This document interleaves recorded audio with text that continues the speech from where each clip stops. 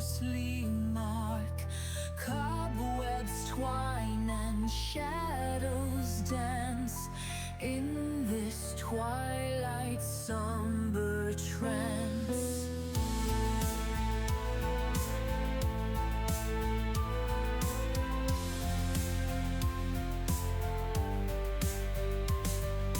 Candles flicker, weary wicks, ancient echoes, time's cruel tricks. Marble figures, frozen pose, amidst the silence sorrow grows. Whispering shadows, secrets keep in the depths where night meets sleep. Underneath the velvet gloom, guardians of the haunted room. Chandeliers in crystal tears reflect forgotten yesteryears, softly chanting distant cries. Through the arches sorrow sighs. Gargoyles watch with stony gaze, guardians of endless maze. Pipe organ's breath begins to rise, filling air with mournful ties. Whispering shadows, secrets keep in the depths where night meets sleep. Underneath the velvet gloom, guardians of the haunted room.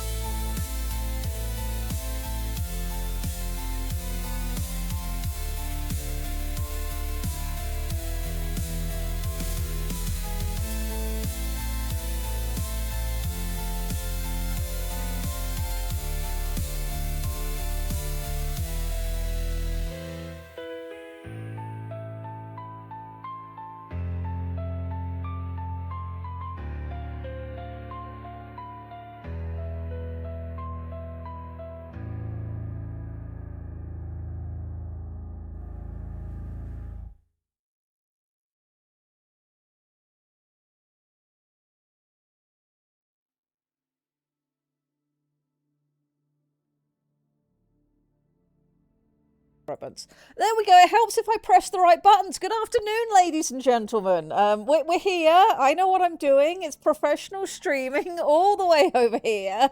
How is everybody? It's turtles all the way down. I am having a time. Hi, chat. I've missed you. How are you?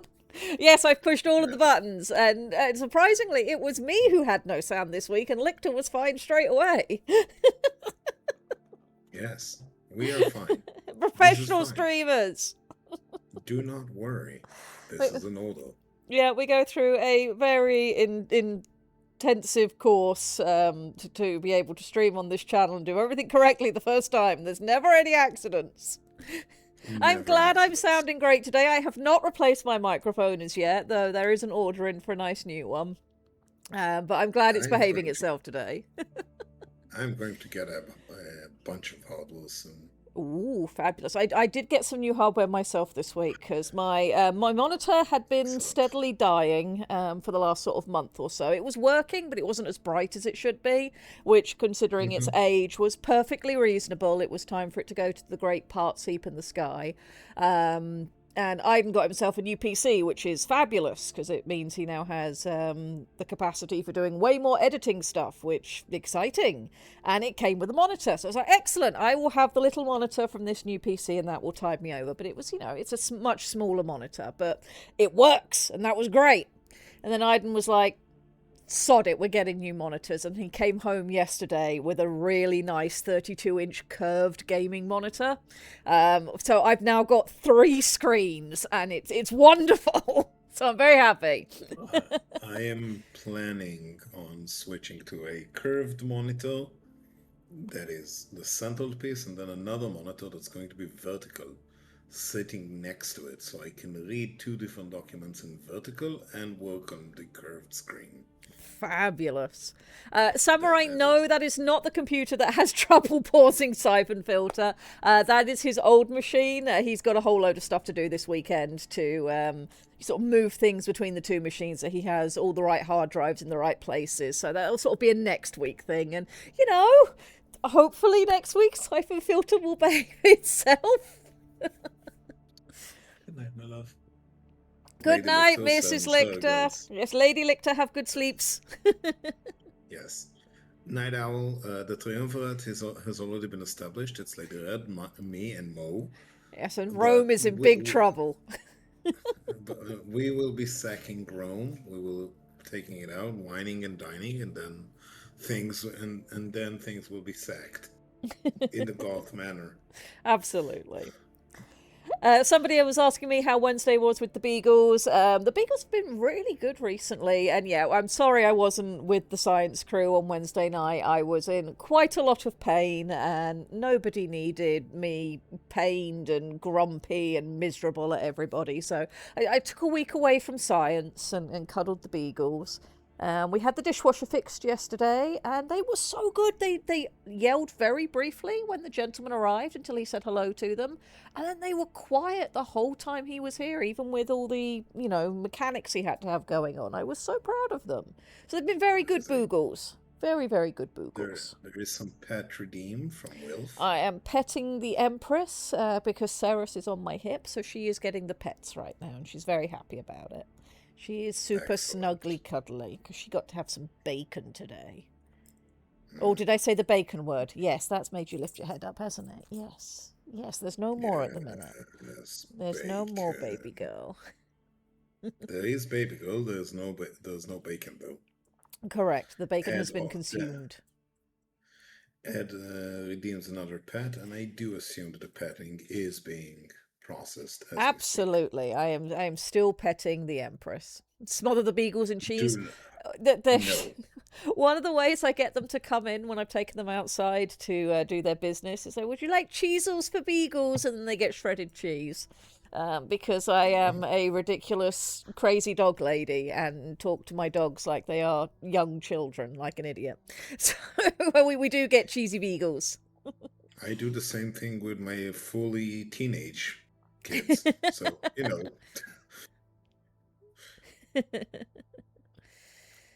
Is there a Siphon Filter playthrough on WBPL? Aiden started it last night. He is going to be playing through Siphon Filter, yes. So if you catch the VOD of Aiden's bad decisions, he will also be playing again next Thursday. And hopefully it will not be emulated next Thursday. He'll have the correct adapter to play it on the original hardware, and we'll go from there. And hopefully that will fix any pause issues, as well as a new PC. But yeah, there will be more Siphon Filter next week. Excellent. And in a couple of weeks, hopefully, we should have workmen here. So in a couple of weeks, I might have to miss a Friday. Because we are getting our yard fenced in so that the beagles will be able to just go in and out of their own volition, which will be lovely. Dear God, the freedom. They're going to love it, and it means that I'm going to get all the jungle out the back of the house cut back. We're getting the big fir trees trimmed. We're going to get the new fence put in, and then I can plant a couple of cherry trees out in the back. It'll be lovely. Ficuses. No, no ficuses. We do not need ficuses here. We are a temperate rainforest, not a tropical rainforest where I'm at. So there will be no ficuses, just many firs. Firs and pines. Kill us. And I don't care where you put your ficuses, just up near your home.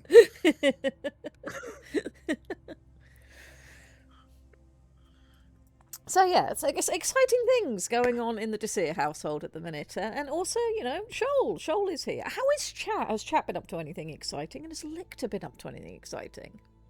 Me, I've been busy in my part-time job. I'm afraid. I have been coming up with weird ways to enact the gospel of impact upon you lot. I am looking forward to that. Okay, I'm going to catch this message from Ed before I lose it. Speaking of science, the ACST is recruiting for an abiotic factor run in the Orcs. So yeah, if you're interested in that, talk to Ed. Talk to Ed about things. Yes, I'll be putting chicken wire in the ground along with the fence. Yes, we had a gentleman come out from the landscaping company that's going to build the fence, and we talked about materials, etc. And our primary thing was this needs to be beagle safe. We need to be able to open the door. The beagles can go outside, and they cannot jump over the fence, and they cannot dig under the fence. So they are putting in proper wire that's going to go down and then curve into the property. So if they dig, they hit the metal. So we should be fine. We should be completely fine. Is some operation you're going to go through. Well, this is why we decided we wanted a company to come out and do it for us. Because I've put fences up before myself, but I did it in the UK, which has much simpler local licensing rules for, when you need planning permission to put up a fence. I know how to navigate that in the UK. I wasn't going to try it over here. I have absolutely no idea. And we knew we were going to need to sink the posts and make sure that a mesh went down for the sake of the dogs. And at that point, you need somebody with an excavator. So we went and found a company that will bring in an excavator. Is very, very sensible. Ed says there is a thread in the looking for groups section of the Orc. So yeah, if you're interested in an abiotic factor run through, it's very fun. Head over to looking for group in the Orcs. We are doing wooden panels. We are doing nice wooden panels. I don't think we're allowed chain link where we are, honestly. I don't know, but we're having nice cedar put in, so it'll be lovely. Yeah, I'm going to answer to Eric, who wanted to be a smartass and told me about the deer god as opposed to the dog god. Well, I reverse your god into a dog and put it against the deer. The beagles have been trying to get this one specific rabbit rather than a deer this week. There is an idiot rabbit that has moved in nearby that really likes to hang out underneath one of the fir trees against the pickleball court. And every morning when I take the dogs out, it's right there and it just stares at them until Anka tries to go for it. Then it runs off. And then it just comes straight back again, knowing that I'm going to be walking back minutes later to bring them in. And then it's all, surprised Pikachu when I return with the beagles and they try to go for it again. Rabbits are not smart.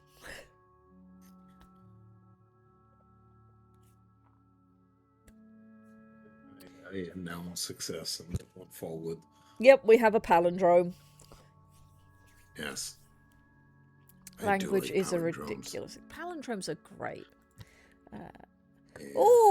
Night Owl has sent me his setup at home, and that is very nice. That is far more professional than mine. None of my screens are the same size or arranged neatly and nicely, but they all work for me, and it's fine. My setup works for me, has worked for me for the last 10 years. Everything else is a lie. My life is chaotic. My computer should look that way as well, I think. Yeah. I'm looking forward to you guys being able to see what I've been working on when it comes out. I have been drawing so much for the last 2 weeks, but I can't share any of it yet. But when you see it, it's been so much fun. So yeah, it's been busy, but I have managed to get some writing done. I have seen the third movie in the indie trilogy. Yes, we watched Last Crusade last weekend, and that was very fun. It was good. It was fun. It was good. Yes. Did I do anything smart this week? I sadly have to say I haven't. I did continue the story about our friendly crab person driving a Titan. Yes. Into battle, and I have some cool ideas about how do mechs commence fights, as well as terminology and what are the pressures to think about when planning a fight between Titans. So we Excellent. can go into that. You have done writing, so I this have, is excellent. I have, and if we read it all today, everybody's favourite adorable shark girl will return. I have returned Saiven to the story, so we get to have her. I'll catch this note from Doctor Who's the Chef. I have an opportunity to bribe Mike with IPAs for advice on Blood on the Lens characters, so maybe I will have something to talk about next week. Certainly let me know how that goes, and please pass on both my best and all of our best to Mike. It was an absolute pleasure having him, and I hope he's doing well. And yeah, if that all comes together and you've got specific stuff you'd like to come on next week and talk about, that should be absolutely fine. I have no issue with that whatsoever. It's going to be exciting this October, running Blood on the Lens for people. We'll get it to a point by then where we can do that. Because by then, I will have finished the current thing I'm doing that's nearly done. I've got 3 pieces left to do, and it will be done unless I get asked for anything more specific. I will have finished the last of my commission work, and I'm not really taking any more this year because I've got too much to do. We'll be well on our way with Shoal, and I can hopefully sit down with the compendium and actually finish drawing some damn mechs and then go and bat my eyes at Parallax to model some of them. I'll have gotten the Summer Goob piece out of the way, which I'm very keen to work on. I just need to get there next. And that will open up some more time for doing other things, and then having the ability to sit down and spend time on Blood on the Lens and actually run the game with people over October, I think will be really, really fun. I would love to do that. I really have an idea for this thing. Oh, yeah. No Furban Mech Mark II. I didn't have to... The wonderful thing, when you come up with a insane idea that just touches people in either the best way or the worst way, is once you've caused it to happen, you don't have to do any more. People will do it for you. The Furban Mech Mark II already exists, and I had nothing to do with it. Parallax made it. Furban Mech 2C, and we might have to make a Furban Mech 2C. We could do one with shoulder mounts and just make it a Furban Mech 2C2. We'll figure it out. Persona says, I have taken additional English classes as a child. The reason is because I am a phonetic speller. I spell exactly how it sounds. This, amongst many other things, has made me disheartened to writing. I'm aware that there is proofwriting and working with an editor. Is there any advice you can give to get started? The thing with writing is the most important thing is getting your ideas down on paper, and I completely get phonetic spelling that way. I actually have a issue with spelling and grammar myself. It's a different issue, but it's one I've had my whole life. When I was 12 years old, in the British schooling system, I'd moved from primary education into secondary education. And, you know, things kind of go up a little bit of a notch when you do that. And I'd gone to a very nice school, and my teachers were very impressed with my reading ability. My reading ability was basically college level already. However, my writing level was behind because I just had and still have a chronic issue with the concept of where commas belong and elongating certain words. So, for example, if I wanted to turn the word hop into hopping, I would spell hoping. Or if I wanted to turn the word hope into hoping, I'd spell hopping. I would always get it wrong. And I had to go through remedial classes to help me with that, and I still make the mistake sometimes. But at the end of the day, those are all things that are solvable by computers and by other people. The thing that can't be solved by a computer is the unique ideas that you have. So if you have a story that you want to tell or something that you're interested in, even if you know you're not going to write it down with perfect spelling and grammar or etc., write it down anyway, because the idea is still worthwhile, and then there are then ways to work around the other problems. One of the great tools that is freely available to anybody who's writing is if you've written a chapter down and you want to go through your chapter, you want to correct your spelling and grammar, you want to deal with, you know, if you've used idioms or you've got commas in the wrong places, or you're worried that you've used tropes and that they're standing out, or you're worried that your prose is too advanced, your sentences are too long. you can just copy and paste your chapter into Hemingway editor, and it will then helpfully color code everything it highlights and be like, hey, this sentence is really long. And you can then go and target in on that specific sentence and be like, hey, I need to write this one shorter. It will also highlight all of your spelling and grammar and be like, hey, this is probably in the wrong place, and give you suggestions on how to fix it. Hemingway editor is completely free. You can use it in browser. You can download it as a thing to have on your desktop and use it there. So, you know, if you're working offline, that's an option. Very strongly recommend a Hemingway editor for all of your writing needs and quibbles. There's always a way around whatever technical problem you're having, but the one thing that nobody else out there can have for you is your own ideas and your unique voice. So if you have an idea, if you have something you're interested in, write it down. However you write it will be worthwhile, because you can fix the rest. Lord Trower says, or be like me and bother your sister until she helps write it. I mean, having beta readers and other people to get involved with your plans are absolutely fantastic. Outsourcing. I did have a question. I think it was last week. Time is an illusion. Work time especially so, but I've been working on a NDA project with my art mentor for things that she's doing, because without her, you know, none of you guys would know I existed. So she had a thing come up, and I was like, you know what, one of the best ways I can repay her for everything she's done for me is to help her with this. So I've been working on that in the background, and most of that project is complete. But while we were sat talking about it, because it's a writing project, she did ask me, you know, what do you do to solve problems when you run into something in your narrative, when you come up with a problem? My answer to that was, one, make the problem, if you can't solve the problem you've got, what would make the problem worse? Once the problem is worse, can you solve it then? Two, go back to your core theming of your setting and story. Can you use something from that to solve it? Three, if all else fails, go and bother the people that you're closest with and get them to help brainstorm it with you. So yes, having a sister or beta readers or a chat that you can approach is incredibly helpful. So gun.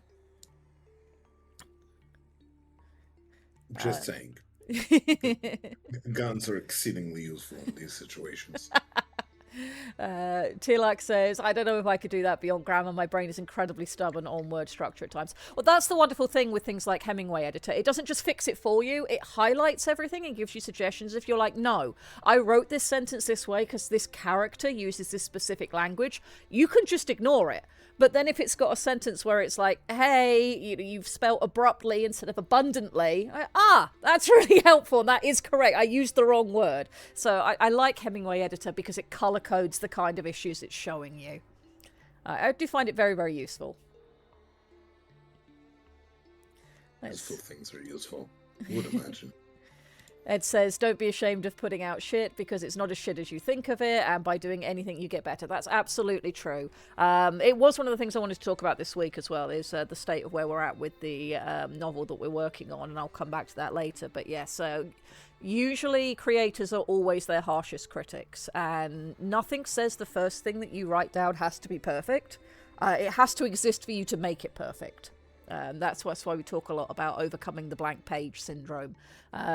Doesn't matter what the issues are that you're going to be struggling with, you can't fix them or work with them or learn from them or do anything with them if you don't write the thing down, because it's not accessible to other people, and it's not accessible to the functioning parts of your brain that will help you overcome your issues. Because if you're trying to hold the idea in your head and fix the idea at the same time, well, you're trying to get your brain to do two things. Whereas if you've written it down, then all you have to focus on is, how do I fix the problems I know this has? And you've got something you can physically work with. It makes things easier.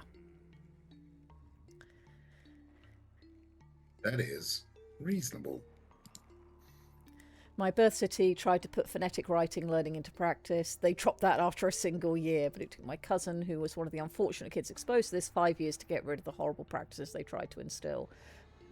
Yes, so the thing with phonetics is, I used to be a preschool teacher. I have taught many children to read and write in my life, and the UK uses a phonetic system to learn to read.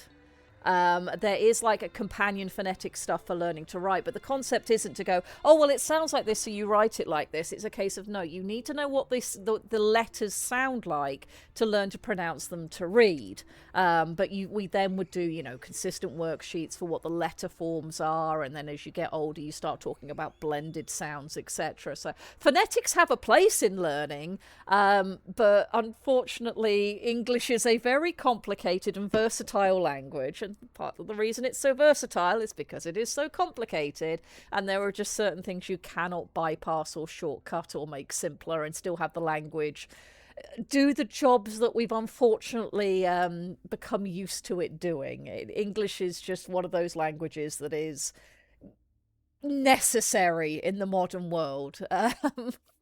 Whether you like it or not, and as ridiculous as it is, unfortunately many people end up having to learn English, regardless of where you come from. Yes. Yes. Sorry. No. I enjoy learning new languages. It is hard as insert expletive here.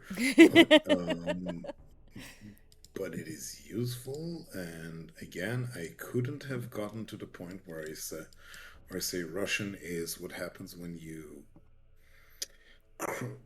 don't forge, you put Latin and Greek together and then smash them under a drop hammer.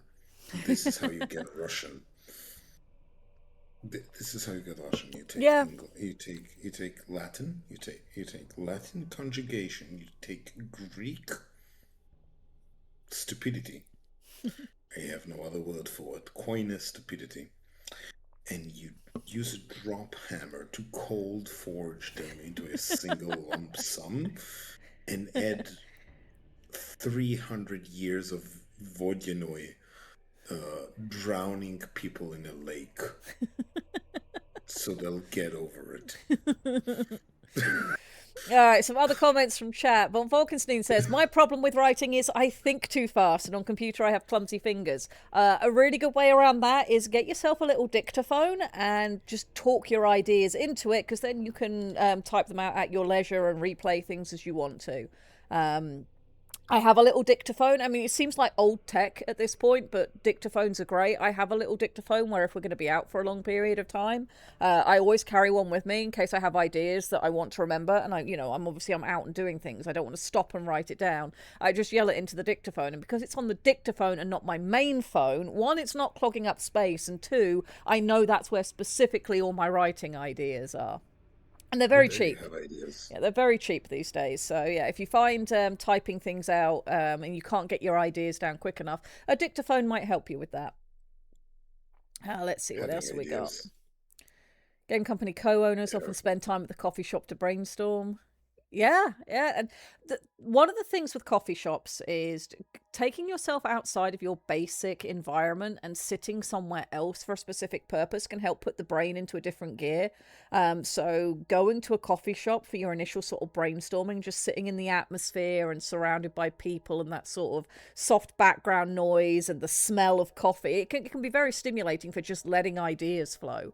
So yeah, getting yourself out of your basic environment is another great tip. Somebody mentioned one of the other tips we talk about here all the time is if you're having trouble with your writing, read it aloud. You will be amazed what a difference to your editing process it makes to just read what you've written aloud into the room. You will notice so many things that you gloss over otherwise. Never done it. Persona says, for 20 years, it's been nothing but false starts and depression telling me, no, that shit, throw it away. That is imposter syndrome, which is very common. It becomes proper syndrome when, it actually stops you from doing things. Everybody doubts themselves. That's normal. But if you've got it at the point where it's stopping you from doing things, one of the most important things you can do is look at, realize this is imposter syndrome talking and do your very best to overcome it. If you write something down and it's not perfect, That doesn't matter. We live in the digital age. It's not costing you anything to digitally write things down and save your notes and, come back to them later, tweak them, change them. When we go through the editing process with Shoal for the story that we're writing, we are already at like a full novel's worth of words. And we're not even at the climax of the story yet, let alone, the sort of downward trend on the far side and the denouement and everything else that's due to come. We're going to have to cut some things out. There's probably going to be sections we cut out that we're like, yeah, this section wasn't that good, or it can be trimmed down, and that will be fine. But we're probably also going to get to a few bits where we're like, I really like this bit of writing, but it's not benefiting this specific story. That's not going to go in the bin. That's going to get tucked away somewhere else because it might become useful later. You can write down anything you want at any time just because you want to. You don't have to keep it if you don't want to. You don't have to show it to anybody else if you don't want to. It's yours to do with as you please. But once you've written it down, it's something you can physically work with. It exists outside your own head. And that in itself is valuable. And it gives you that sort of foundation to begin working from. And it might be, I've dug this hole because I'm going to make this really cool sandcastle with a moat around it. And you know what? I dug this hole and it's only now I realise this hole is in the wrong place. That's fine. The next hole you dig, because you now know where you do want your awesome sandcastle to be, you're going to dig it quicker and better because you dug the first one and you learnt from it. So nothing you do that you write down is worthless. Art evolution happens from just taking part in whatever art it is you decide to dedicate yourself to. And I am certain that things that you're writing down are way better than you give yourself credit for. I guarantee it.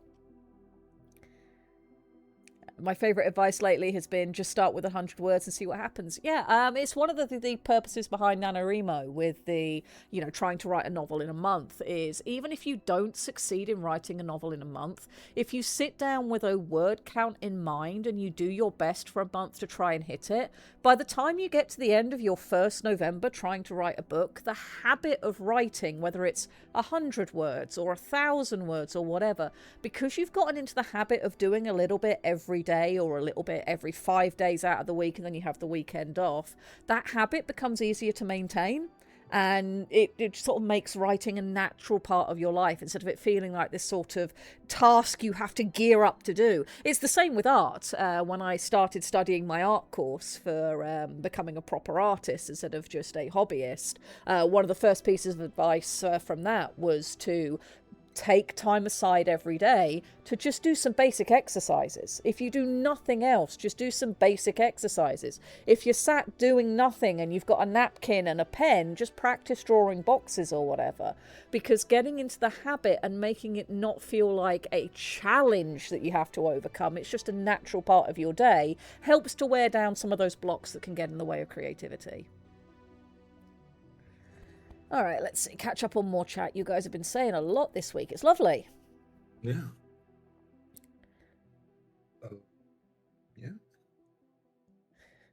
The English language is a vampire. Yes, yeah. English is a very ridiculous language. I resent this articulation of thing. The English language is a mugger. It waits to stray languages, decent languages like say German. And it waits for them in a small, tiny alcove down a shady street, like Jack the Bloody Reaper, and it murders a language and then go through its pockets for loose grammar and just takes it and goes away. Crimes unexplained, murder unknown until some cop, half a century later, goes up and says, "Hey, that belongs on a different language structure. What is it doing here?" Well, I think one of the things I love is that the Japanese then turned around and went, fine, we're going to do it back. Here's our language, and now we're going to start robbing stuff from English and trying to make it more sensible. I am sitting there. I'm sitting here looking at Evangelion and all and Sephiroth and just, go dreams in Kabbalah.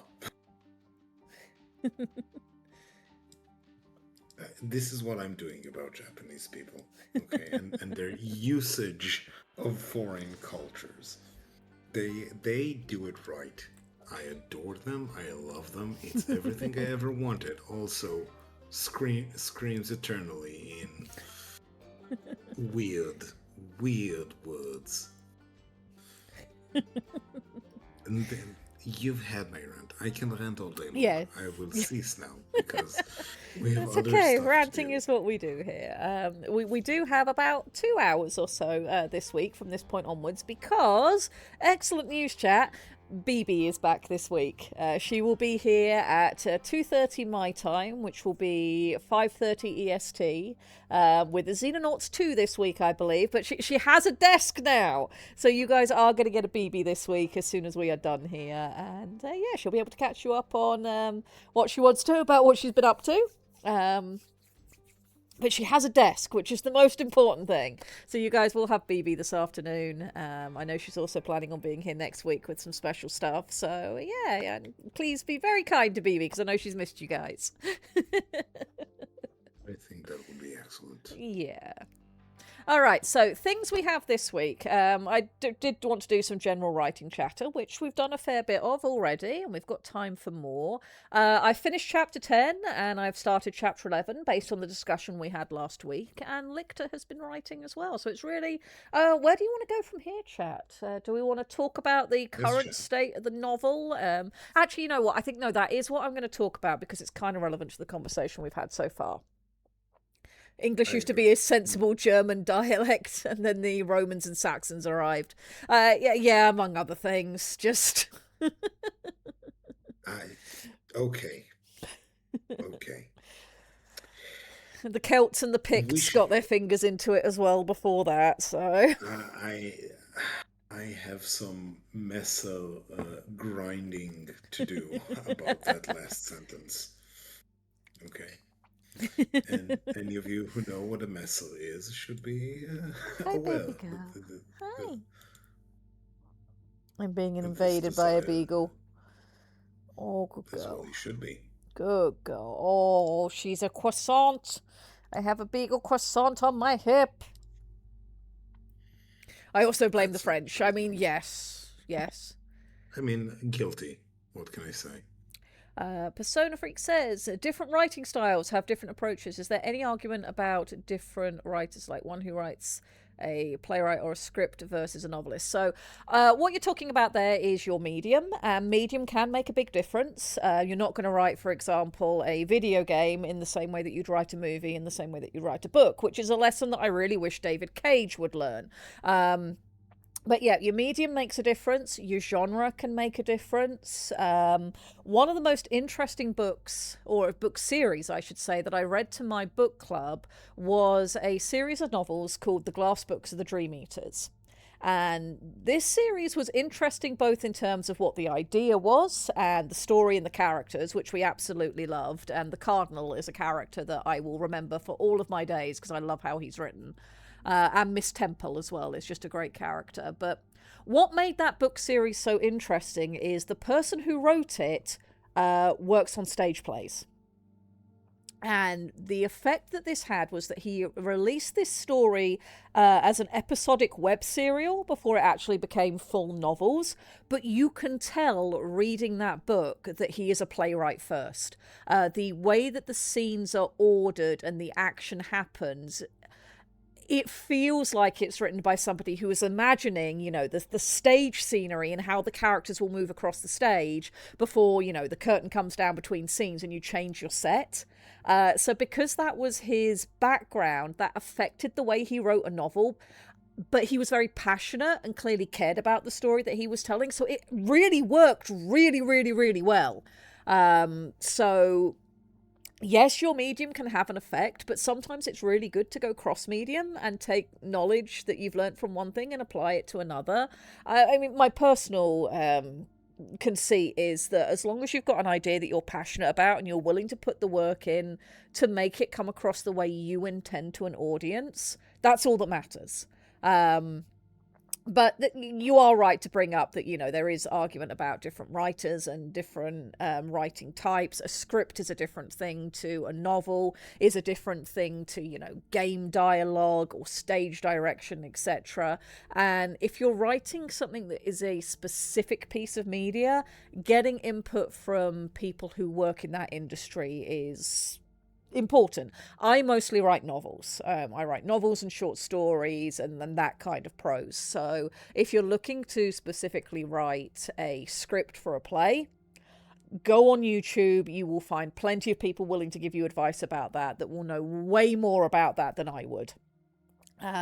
You'll also probably find people with terrible advice about that. And being able to winnow through who gives useful advice and who doesn't is a talent in and of itself. And I don't have any clever answers for how to manage that part.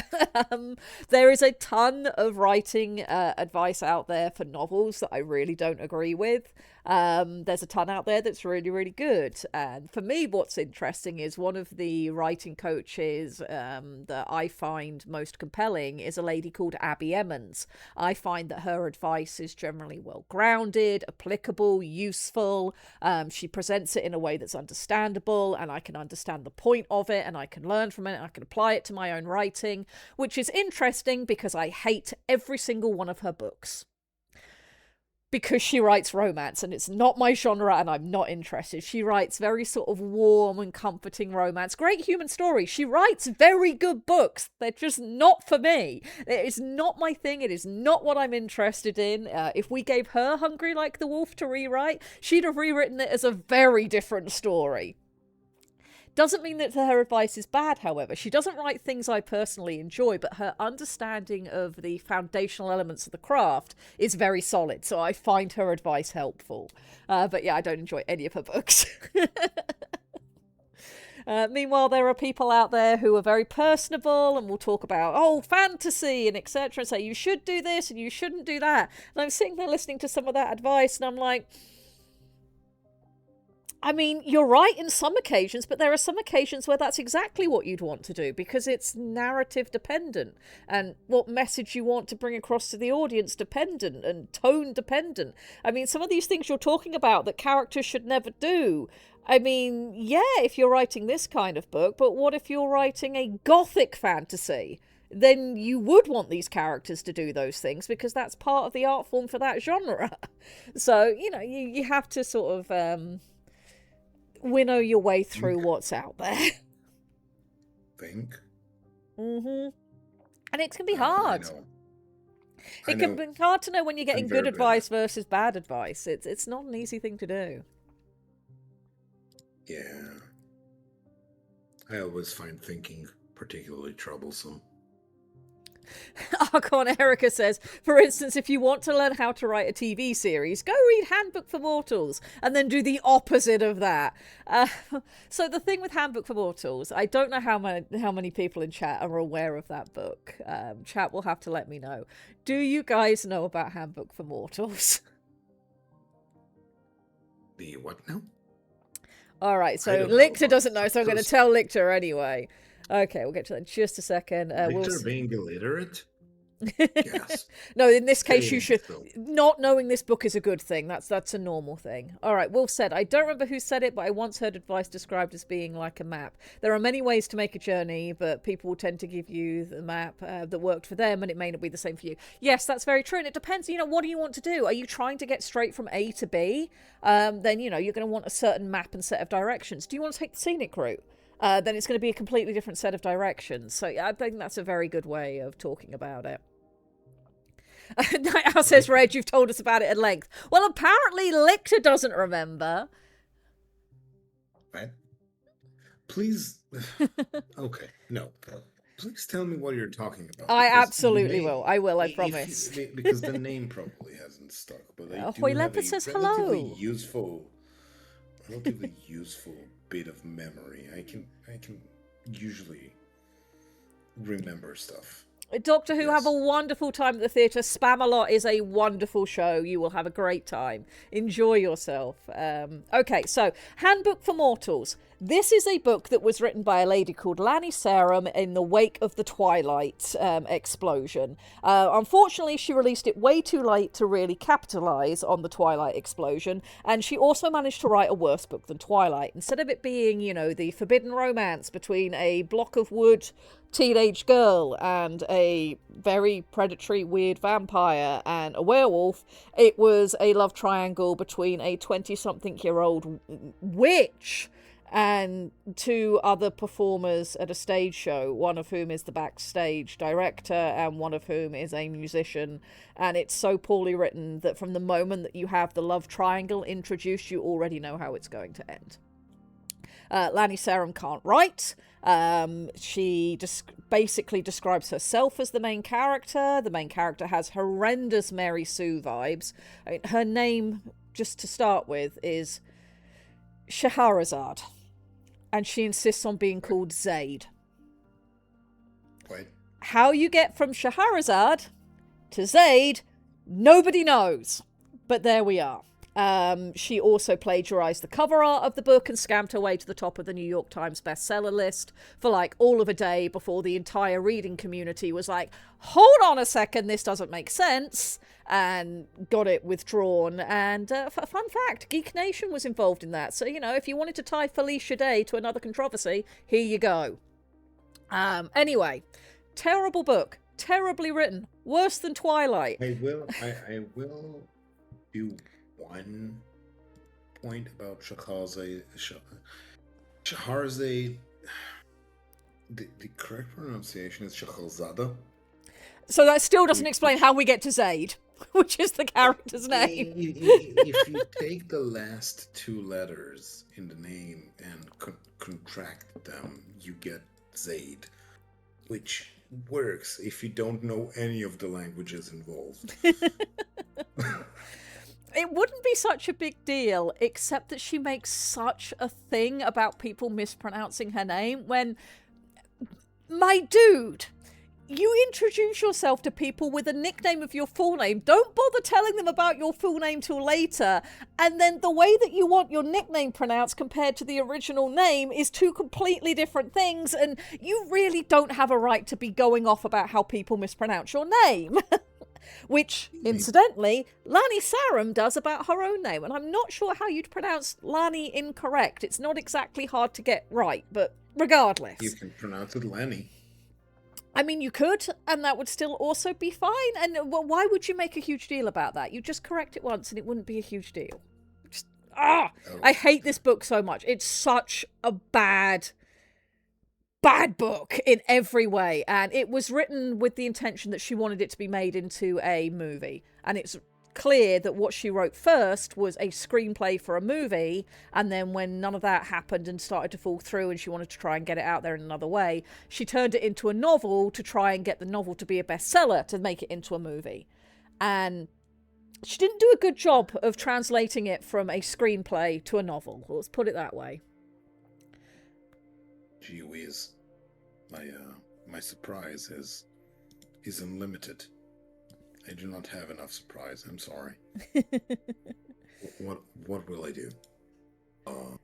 Except for nothing. I think Doctor Who is trying to ask me a useful question. Really? Why? Do you? I think to try and get me off the horrible rant train. Lenny. Lenny. Lamneys. Okay, we have the best chat. We do. We have officially been ranked the best chat. This is the best chat ever, and the main reason is best chat is because it provides us with complete alibi for pretty much whatever we're going to do at all ever. Yes, everything is chat's fault. I've maintained this since, so I properly fell into the BPL rabbit hole. Yes, I can just blame everything on chat and that's fine.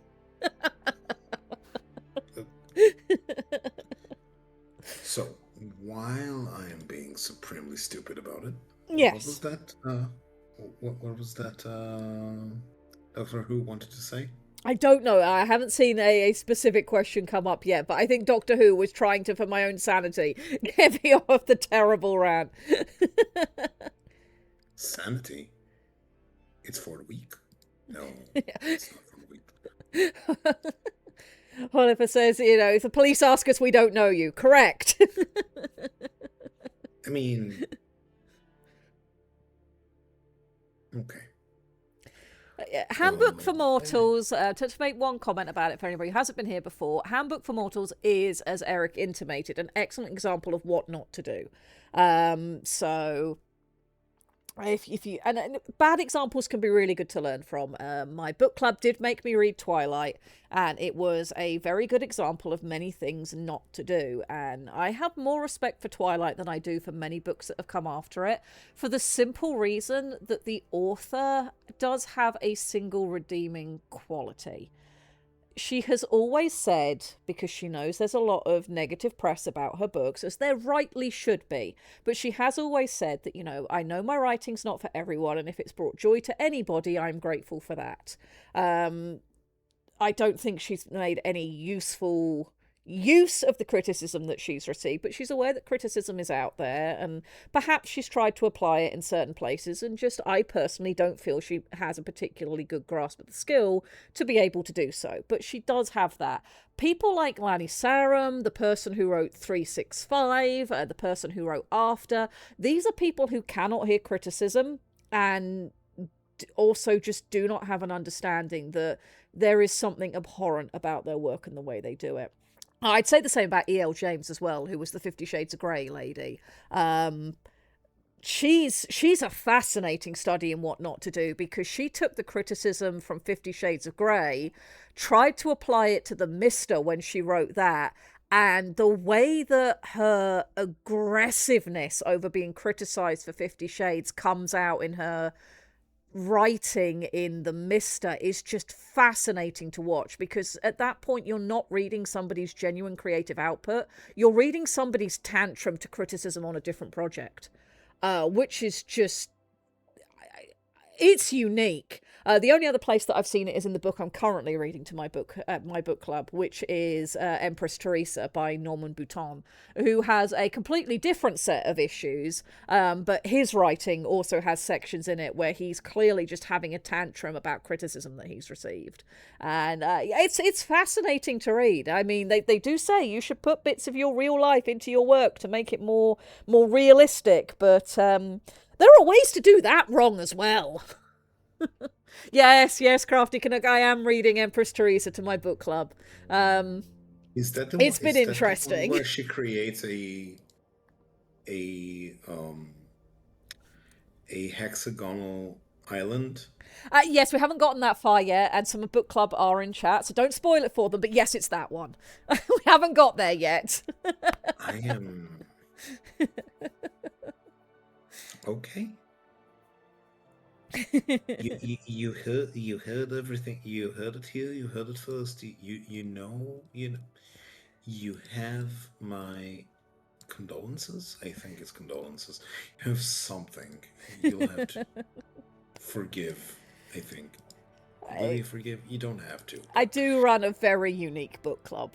We rarely read good books. We mostly read terrible ones, but we do learn a lot along the way and consume a fair amount of alcohol.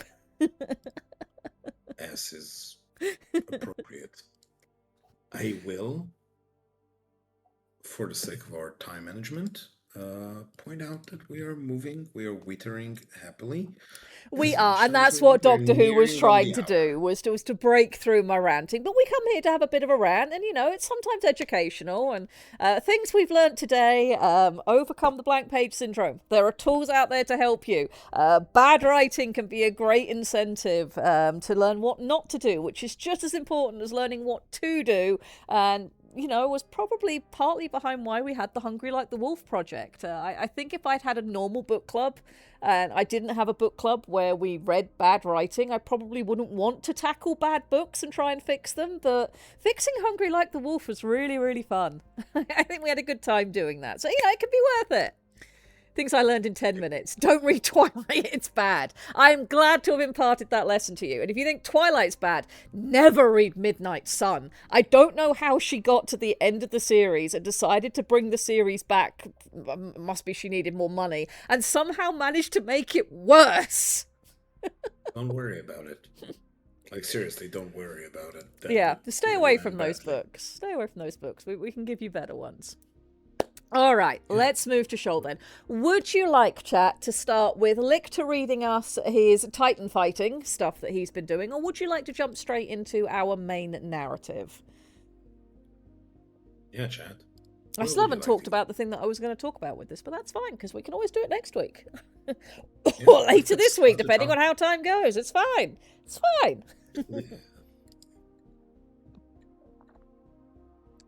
Yep, think of the Marvel comic. Marvel comic, way better. Way better. I would really like to say that Midnight Suns is a really fun game to play. As in the computer game Midnight Suns by the Marvel comic run.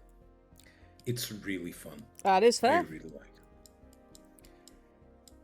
Oh, hey, that's not working properly. Well, I'll have to fix that later. Eric has ideas. Oh, dear. Please everybody tell Eric he's wrong.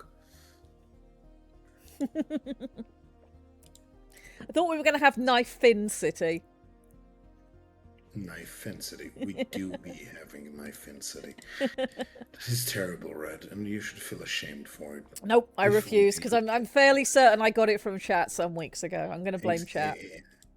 Yeah, exactly. I was going to say, you shouldn't be feeling bad about it, but since it's chat's fault, yeah, we'll just, we'll pass it over. Like, nah. All right, I think what we'll do, we'll start with my reading, because the dogs are currently very calm and quiet, and then that way, if they decide they suddenly need to go out, you can read while I pop them out to tinkle, and keep chat entertained, and that sounds sensible.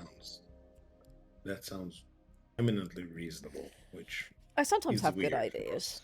Sometimes. Alrighty. Let's head down to chapter 10 then. So last week when we were here, we had sent our intrepid team into the armory after exploring the abandoned temple, and they found all of the old weaponry for deterring leviathans and dealing with them, many of which were suggested in chat. And then they found the passage into the Undercity with the dead deoxygenated water. And Jabra and Jake went in to have a look, and then we were having a discussion about what should happen as they came back and at what point we wanted them to encounter the dead cephalonid. So we are going to be moving on from there. So Jabra and Jake and one of Echo's drones controlled by Magarel are on their way back to the armory. They were halfway back when Chorax's dead found them. At least, so it seemed. One moment the tunnel was as it had been for the last several minutes. Cold, stale, sloping slowly upward beneath Chorax. All bedrock, old cuts, and the retreating memory of carved warnings. The next, something in the water above them shifted in response to their motion. A soft grind, a muffled release of trapped silt. Then, a narrow shelf or nook hidden high in the wall gave way under the wake of their passage, and a shape peeled out of it and dropped heavily into the beam of Magarel's drone. Jabra swore. Jake stopped dead. The body turned once in the water and struck the tunnel floor with a muted, awful gentleness. Not the fleshy impact of the newly dead. Something lighter, drier, impossibly. A shape that had once been full of life and now held only preserved absence. For a moment, neither of them moved. It was cephalonid. That registered first, and then the scale of it. Larger than Talia by enough to be immediately obvious. Broader through the mantle and shoulders, the arms longer and thicker even in death. An abyssal. One of the people Magarel had described in the creche, built for deeper pressure, for darker water, for the old Chorax that had once been theirs.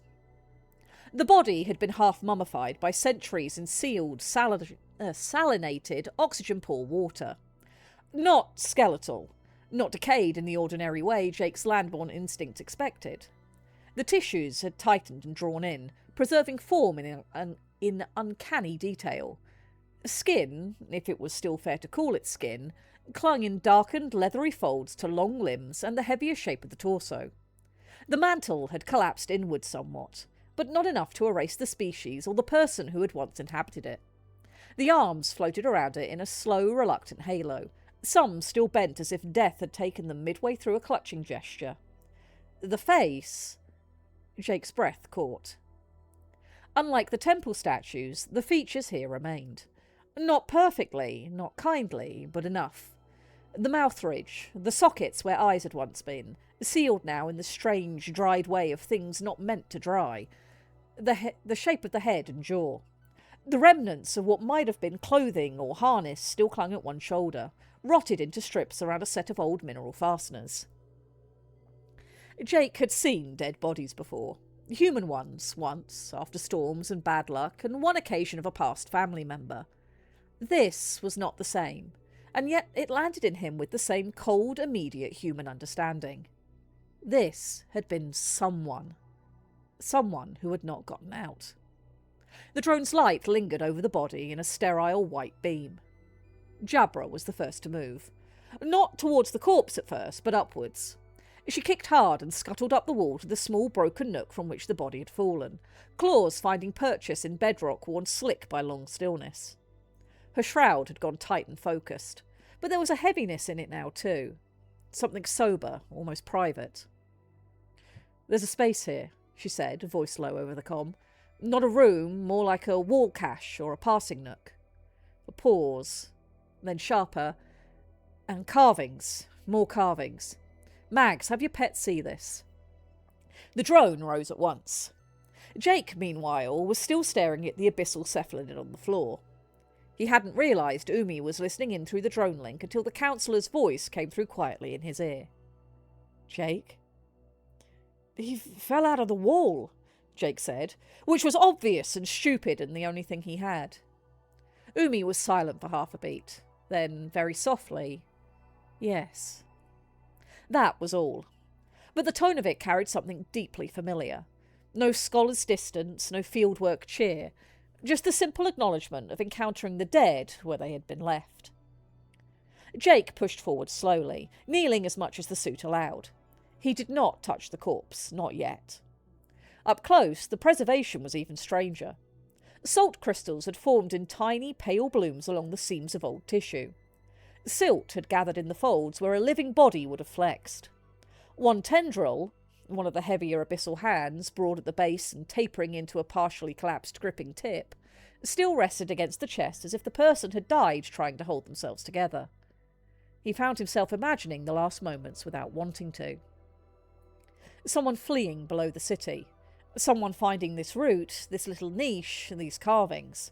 Someone perhaps thinking the deep water and hidden rock would keep them safe until the screaming stopped above. Then the quiet had come, or the rioters, or the water started going dead. Perhaps the slow realisation that no one was coming. He closed his eyes and breathed slowly. The drone dropped back down from the nook. "I have the markings," Magarel said over the comm, and to Jake's surprise there was a note in her voice that he had not heard before. Not solemnity. Interest. Sharp, immediate, almost hungry intellectual focus. "Do not disturb the ceiling further. Jacob, please bring the body back." Jake turned his head. "What?" "Bring the body back," Magarel repeated. "Intact, if possible." Jabra, still crouched above, looked down with one eye-ridge raised. "It's a quick pivot, even for you." "This is an abyssal cephalid from Chorax," Magarel said, as if that answered everything. "Likely one of the last. We have preservation good enough for structural study, maybe even tissue inference. Echo can examine it properly." Jake stared at the body, then looked towards the drone as though he could see through it and into Magarel herself. "You want me to carry him back so you can dissect him?" There was a tiny pause. "Yes," Magarel said. The word hung in the dead water. Jake felt his own recoil instantly, deeply, humanly. It wasn't horror exactly, more that old reflexive distaste at reducing a person to specimen the moment after you've understood they were once alive. Umi's shroud, faint through the link, tightened in a similar way. Somewhere beyond them, further back in the armoury, Hodaka made a small strangled noise that translated perfectly well without words. Jabra, however, did not object. She climbed back down from the nook in a controlled glide and landed beside the body, her claws tucked in and careful for once. She looked from the corpse to the drone, then to Jake. "Not how I'd say it," she muttered, "but she's not wrong." Jake blinked at her. Before he could respond, another voice cut in over the link, breathless and younger. Talia. There's a high chance they would have approved, she said. Jake turned fully towards the drone now, as if facing the distant voices mattered. That feels like a pretty huge assumption. It isn't, Talia said, and now there was feeling in her voice, a defensiveness that seemed to come from somewhere older than simple academic interest. Not to us. Cephalonid funerary practice isn't... She stopped, recalibrated, then tried again. Touch, learning, and examination are not desecration in many of our traditions. The dead stop being self in the same way. What remains can still be useful, can still inform, especially in Abyssal, and especially one from Chorax. Magarel came in again, more controlled. You yourself already recognised why they turned to stone carving, she said to Jake. When proper memory systems failed, they used what would last. If this person remained hidden here and preserved, there is every possibility that in life they would have chosen usefulness in death over another century of being ignored in a wall niche. Jabra made a low clicking sound. Agreement, maybe, or just acceptance. Ceratinoids eats what's useful sometimes, she said. Cephs don't. I'm guessing you humans are more like laticals, huh? That struck home harder than Jake wanted it to. Because yes, part of what he was feeling was human culture squeamishness, human funerary instinct, human revulsion at the idea of immediate dissection in the wake of discovery. And yet, another part of him knew he was standing in an alien dead city, with alien customs, in front of a body that might actually tell them something about Chorax's final hours, or the people who had fled below. Something this dead person might, in their own cultural framework, have wanted. He looked down again. The corpse had not become less solemn in the last few minutes. If anything, it had become more so. But it had also become more than tragic. A survivor of preservation. A witness. One last body carried down through centuries in a hidden route that no one above had even known existed. He let out a slow breath. Okay, he said. But we do this carefully. Obviously, Magarel said. Jabra huffed. You say that to me like I'm the one with assisted suit hands. Jake almost smiled despite everything. Together they figured out how to move the body. The old Abyssal was larger than either Talia or Magarel, and even drawn tight by time, there was something substantial about the remains. Jabra handled the upper body with surprising delicacy, her claws braced not to pinch but to support. Jake used the exosuit's hands to take the lower half and gently drape the long tentacles over his elbow so the water didn't drag on the delicate preserved flesh. As soon as they lifted the corpse free of the floor, a fine veil of preserved silt spiraled up around it. The body shifted slightly, one arm loosening from the chest and drifting outward like a reluctant gesture. Jake swallowed hard. No one joked. They moved back up the tunnel slowly. Magarel's drone leading, Jabra's breathing rig whispering with every minute that passed. The carvings along the walls seemed different now that they were carrying one of the people who had almost certainly seen them made. Not abstract desperation anymore. Not anonymous history. Someone had died here. Someone whose body had stayed where they fell or where they had been hidden.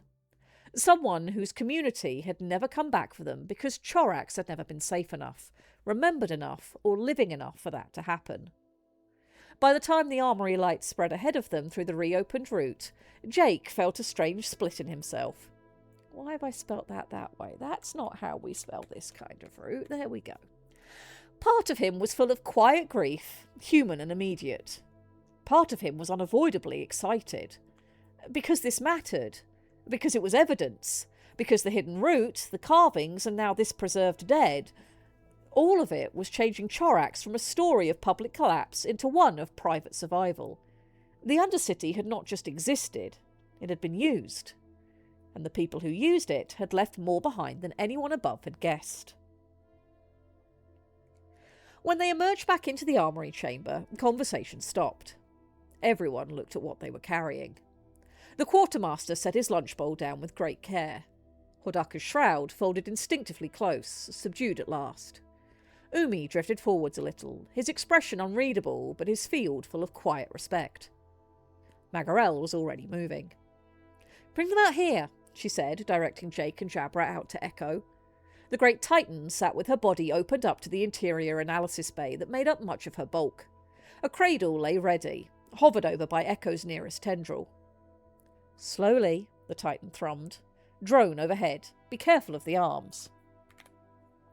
Jake and Jabra obeyed. As they lowered the abyssal cephalonid onto the prepared surface, Echo extended one small manipulator arm with a tenderness Jake had not seen her use even on artifacts. It hovered above the corpse, scanning, tasting, mapping structure through dead tissues and ancient salts. Talia drifted in close beside Magarel, her colours subdued to a dark, thoughtful wash. She looked neither horrified nor cheerful, only intent, almost reverent in a way Jake had not expected reverence to look. "Well?" Jabra asked quietly, once the body was down. Magarel did not answer at first. Her drone circled the corpse once, then twice, building a complete volumetric record. Echo's little arm retracted and another extended with finer sensory filaments. At last Magarel said, very softly, "One of the last abyssals of Chorax. Remarkable. It'll take Echo some time to best decide how to preserve the body for best analysis, now we are in oxygenated water. He deserves to be handled carefully." No one had anything useful to add to that. "Jake, Jabra, you should eat. I will begin work on the carvings you saw, especially the ones in the nook. They may well tell us a name for our guest." "That would be wonderful," Jake murmured. Echo started to close her hatch. Jake could not help but feel as if the Titan was consuming the body, which, in many ways, would be the outcome.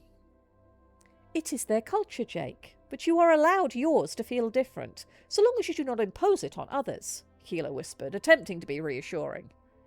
"I know. If nothing else, they're no longer alone. I think in every culture, that counts for something." "Yes," said Umi, coming up behind him. "But Magarel is also right. You should eat. I would like to know more about funerary rites on your world, and especially about your traditions of carving messages." "Sure." Jake turned away towards the warmth of the impromptu kitchen. But the cold water of the tunnel and the ephemeral feel of cephalonid limbs robbed of strength trailed after him. And that's sort of roughly where I feel like Chapter 10 will end. How do we feel, chat? How are we doing?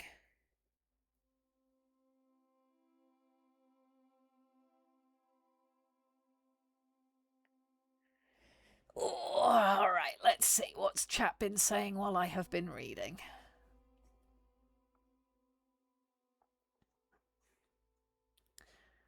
Okay, yeah, no, I'd already read that.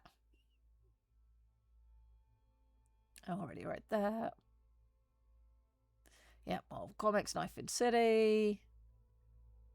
Okay, here we go. Ed says, "I love your writing so much. I'm glad you enjoy it." Orc Slayers, love it so far. The brutal, realistic approach to learning more. Yes, yeah, I mean, if you're going to play with those sorts of elements, you have to try and put some weight on them.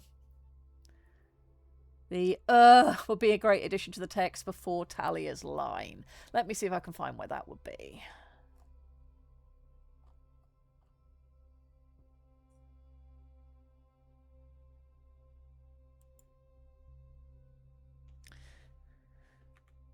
Here, I think is where you mean. There we go. Crabs eat all. Yes, and Jabra does mention that crabs do sometimes eat the dead.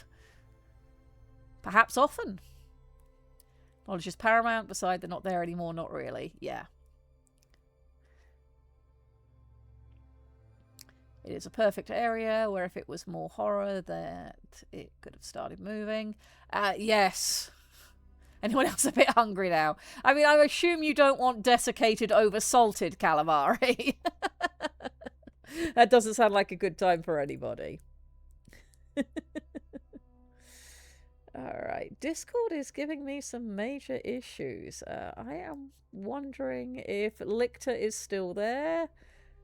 I am here. Okay, good. Alright, Discord is refusing to load a chat for us. It's like, oh no, is all of it broken? And poor Lictor's talking to me and I can't hear him? But no, we seem to be okay. No, I would have sent messages. There would have been knowledge. Things would have gone in Directions. Yes, directions as well. Okay. As well. Yeah, Would chat be is good. saying Discord is having some outages, so it looks like it was just that one chat that was affected. So yeah, if you lose us for some reason, chat, you know why. Discord is having a day. Yes, having days is a thing that Discord does. It's a However, thing we do as well. yes, yes, we do. Okay, so it seems like chat is mostly on board with what we wrote for the end of that chapter. I feel like the prose needs some refining. I think I can use some weightier words in there, etc. But that will all be part of the editing process, which, we'll talk Yes, about how that goes when we get to it. I do believe so as well. Yes. I think it. I think we are.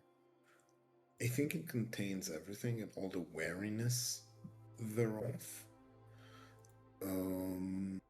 It might be my technical brain, GM brain, Mm-hmm.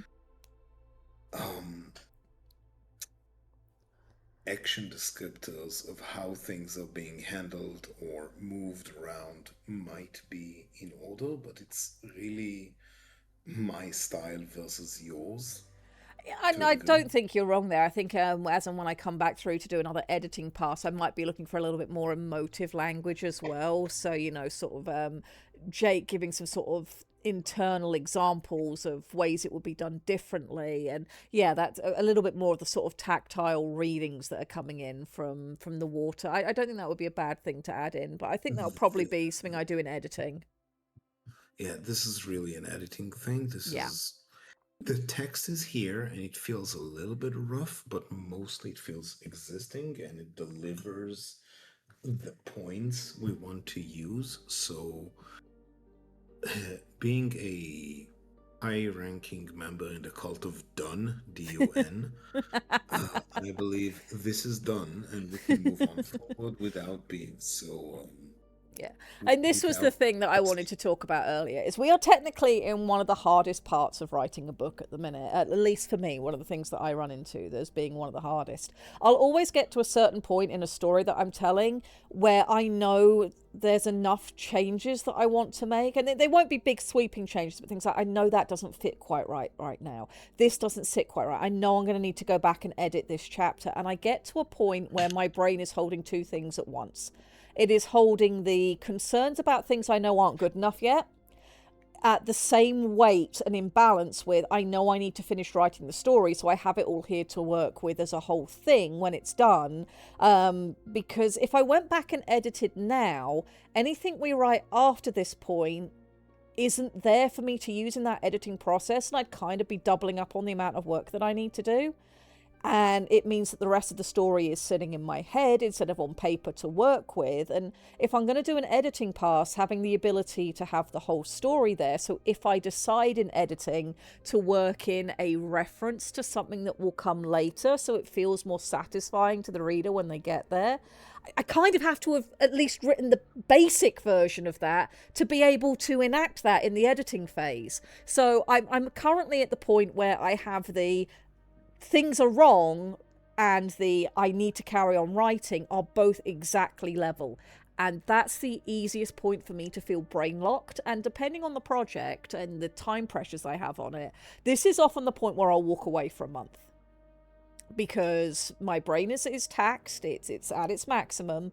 I need to step away for a while, and then I'm going to come back to it, and that will make me want to rush through and finish writing it all down and then get into editing. For projects where I have more of a time limit on them, which this one does, because I come and spend time with you guys every week, I don't do that. And it's then that I have to expend the energy to force the scales to tip, because I know, only from experience, but I know that writing the rest of the story first is the correct choice to make. So I will have to sort of put my own thumb on the scales and force that one down, so that's what I go with. But it is a thing that happens, and the editing process is complicated. It makes my brain want to dribble out of my ears, but it will be fun, and we'll be proud of our product on the far side, I think. All right, let's see, what is chat saying? Reg, you're always an incredible personality, always full of energy. I'm glad I come across that way because, keep it a secret. Don't tell anyone, all 43 of you currently here joining in with us. I'm a bundle of nerves every week before I hit the go button. I come across as quite bubbly in person, I've been told, but I am a chronic introvert and terrified. And people are scary and streaming is terrifying. And when I get off of stream with you guys after this, I will need at least an hour to just cool down and calm down and be zen before I can do anything else of use. But I am glad you enjoy being here and that I come across on stream engagingly enough. It is lovely to have so many of you here week in, week out. Cremation would be more common for humans at this point, I think. Yes, I mean, there's a reason why, we shifted to cremation from burials during a certain conflict in the human past. And I can only see practicality continuing to be a thing as humanity continues expanding. So, yeah, I think so. Well, at some point, I will go on the rant of sky burial. Indeed. For all of you people who would... see weirdness in humanity's culture about what do you do with dead people where everything is sacred. Yes. Yeah. What do you do with the dead has been an interesting human question from the moment that we really sort of became properly human. And yeah, it's... Anthropology is fascinating. Absolutely fascinating. Make undead. I mean, I run around as a demonic vampiric online persona, so I would know nothing about that, Orc Slayers. Nothing about that at all, and I'm always very respectful about all things always. Right, would you guys like some Chapter 11? Because we can do that. We can do Chapter 11. What would you guys would like to have? We are at the 120 point or so. Yep, so we've got about an hour left to run through things, and Chapter 11 I don't think is horrendously long so far. It's not finished, so we should have plenty of time. Yeah, we've got that, and then I've got my own stuff.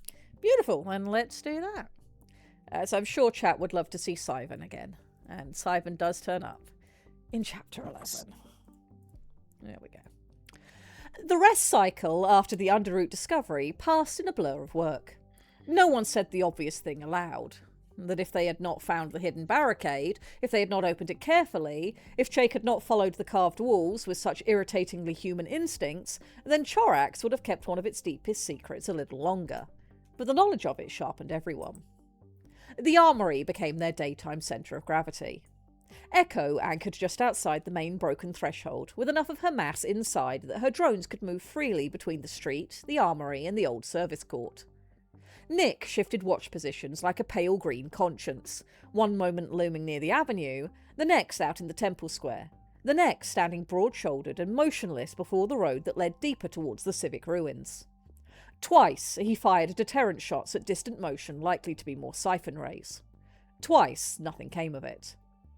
And so the team worked. Jake spent the first stretch of the cycle drifting between stations with Kilo whispering reminders and crosslinks into his implant. He helped document the armory's larger systems from angles Magarel's drone suite wanted, but could not get without a human's annoying willingness to squeeze into bad positions. He and Talia logged the civic buildings beyond the temple rear. Collapsed archives, a half-buried counting house, the split shell of what might once have been a council office where public writs had probably been posted and ignored in equal measure. Umi took point on the layout logic of the district, identifying how temple, armory and civic halls would have reinforced one another in life. Prayer and power and law in a neat, pragmatic knot. The tunnel below the armory remained off limits. Magarel had posted a quiet cluster of sensor beads around the seam and one of Echo's more stubborn drones just inside the lip of the descent to track circulation and oxygenation. The dead water had to be given time to exchange with the living city above. No one argued that point after their first foray. Besides, there was enough in the immediate area to keep them fed intellectually. Anka, I see you have come to disrupt our work. Thank you so much, baby girl. What are you doing? Want to come over here? Yes? Yes? Can we please unhook? Googling. She is boogling in the worst way. She is all curled up in my headphone cord, and this is a problem. Come here. There. Okay, now you can settle down, you great silly. Chat says hi. They want me to give you pets. Yes, yes, yes. Good girl. Can I carry on reading now? Thank you. Temple statuary continued to unsettle the Shoal in a way Jake still found fascinating. Even after their first shock of learning what silence meant in sacred stone, the fact did not become less eerie with repetition. Several times he caught Hordaka or the psyoptic specialist drifting close to a weathered figure as though trying to detect some remnant warmth they had somehow missed before, only to pull back with the same faint crease in their shrouds. The civic ruins beyond the temple gave up smaller things: broken seal nodes, record plaques with their resonance burned out, decorative lore tablets whose text had weathered down into mere ribbing, a public notice wall whose remaining glyphs suggested a city not yet panicked enough to stop arguing about taxes and current use rights right up until the edge of disaster. And always, in the background of all of it, lay the preserved abyssal cephalonid they had brought back from the Underroot. Echo had closed up around the body and turned near all her systems to preserving and analysing it. With her Titan so totally engaged, Magarel worked in the smaller cockpit, open to the water, using the drone footage from the wall niche and the corpse's own mineralised belongings to cross-reference the carvings, mostly with her own brain power and not much else. It was strange work to listen in on. The pictorial element still refused her in some ways. Jake could see the struggle in it every time her drone replayed another stretch of the scratched stone, and Magarel's colours flattened in thought. The broad mural logic, figures running, towers screaming, quiet blooming, she understood as events, but not with the instinctive immediacy Jake did. To her eye, that kind of storytelling was still aberrant. Too blunt, too land-minded almost. Shoal stored fidelity in temps. They did not usually claw it into rock. But names yielded. Names were the kind of thing a cephalonid mind knew how to look for, even in panic-scratched austerity. "I've got one," she said eventually. She didn't look up. Not all of it, but enough. Talia, hovering opposite her with her own colours drawn low in concentration, shifted closer. Umi folded himself into a coil nearby, quiet and attentive. Even Jabra, who had been pretending not to care while she checked the ceiling on a pry case, drifted in and leaned one claw against a rack. Magarel enlarged a particular section of the wall recording and projected it onto the armoury wall. "These recurring cuts are the personal marker," she said. "Not a full name in our sense, because too much resonance is lost, but paired with the body surviving adornment and the placement in the nook..." She exhaled slowly through her suit. Valith Oren. The name sat there for a moment in the water. It fit him, Jake thought absurdly. He had no basis for that, except the shape of the dead cephalonid's preserved body, and the place where he had been found. But it fit. "Valith," Talia said softly, testing it like a pulse. Magarel nodded once. "And the rest is message." She looked up then, and her usual dryness had thinned into something more careful. "He had enough time to carve a farewell." Jake was right. This was not only a warning wall, it was also a last record. Umi inclined his head. "Read it." Magarel adjusted the projection, aligning carved lines to what the drone had taken from 3 slightly different angles. Then, in the calm, steady voice of a scholar lending breath to the dead, she translated. "I will rest here until the final sleep takes me. Chorax is silent, and I am ready to be peaceful with her. Should sound return to this proud water, know that I guided the lost until there were no more, and found connection in the sound of the vulnerable, even without our beloved song. Life is precious. I ended mine in awe of the time and the chorus I was permitted, and will eternal dream of the choir of Chorax and my place with all her people." She paused, then more quietly, "Valith Oren." No one spoke immediately. Even Jabra did not attempt a joke. Jake found his throat tight in a way that had nothing to do with depth or the suit. The message had none of the raw panic of the larger wall carvings in the route below. No jagged desperation, no half-scratched warnings. Valith's final record was almost serene. Not unafraid, Jake did not believe that, but resolved. The words of someone who had guided others until there were no more left to guide, and then chosen his own nook in the dark and waited for death with the city he still loved. "Beautiful idiot," Jabra muttered at last, so softly Jake almost wasn't sure he'd heard her. Talia's shroud rippled in quiet agreement, though her eyes stayed on the body. That doesn't work, I'll have to change that bit, because the body is inside Echo, so let me put that there, that will remind me to edit. Umi bowed his head. Jake looked from the translation to the preserved cephalid and felt the ruin around them sharpen into something even sadder and stranger. Chorax had not just died in public screams and panicked streets. It had also died one person at a time, in little hidden choices, in people deciding how and when to lay themselves down when the city had become too broken to save. Magarel, perhaps sensing they had gone as far into solemnity as they usefully could without drowning in it, dimmed the projection and resumed cataloguing with brisk professionalism. "We preserve the wording exactly as translated," she said. "And the original carving is image, not interpreted line art. There may still be nuance in the stroke order." Jake nodded, grateful for the shift back to work. Later, while the others dispersed again into their own tasks, he found Jabra alone. She had taken herself out of the main armoury chamber and into the lee of one of the outer service walls, where an old collapsed loading frame cast a wedge of shadow against the pale water. From a distance, she might have looked like she was merely on a perimeter check, but Jake saw at once that she wasn't moving. She held something small between both claws, rubbing it with her natural one while her augmetic held it steady. He approached slowly, letting the suit's lights dim a fraction so as not to blast her with attention she hadn't asked for. "Hey," he said. Jabra didn't startle. She'd almost certainly known he was there long before he spoke. But she didn't tuck the object away either, which Jake took as permission of a sort. Up close, he could see it. A trinket no larger than his palm. Coral and bone worked together into a hard little icon shaped like a Tide Warden seal.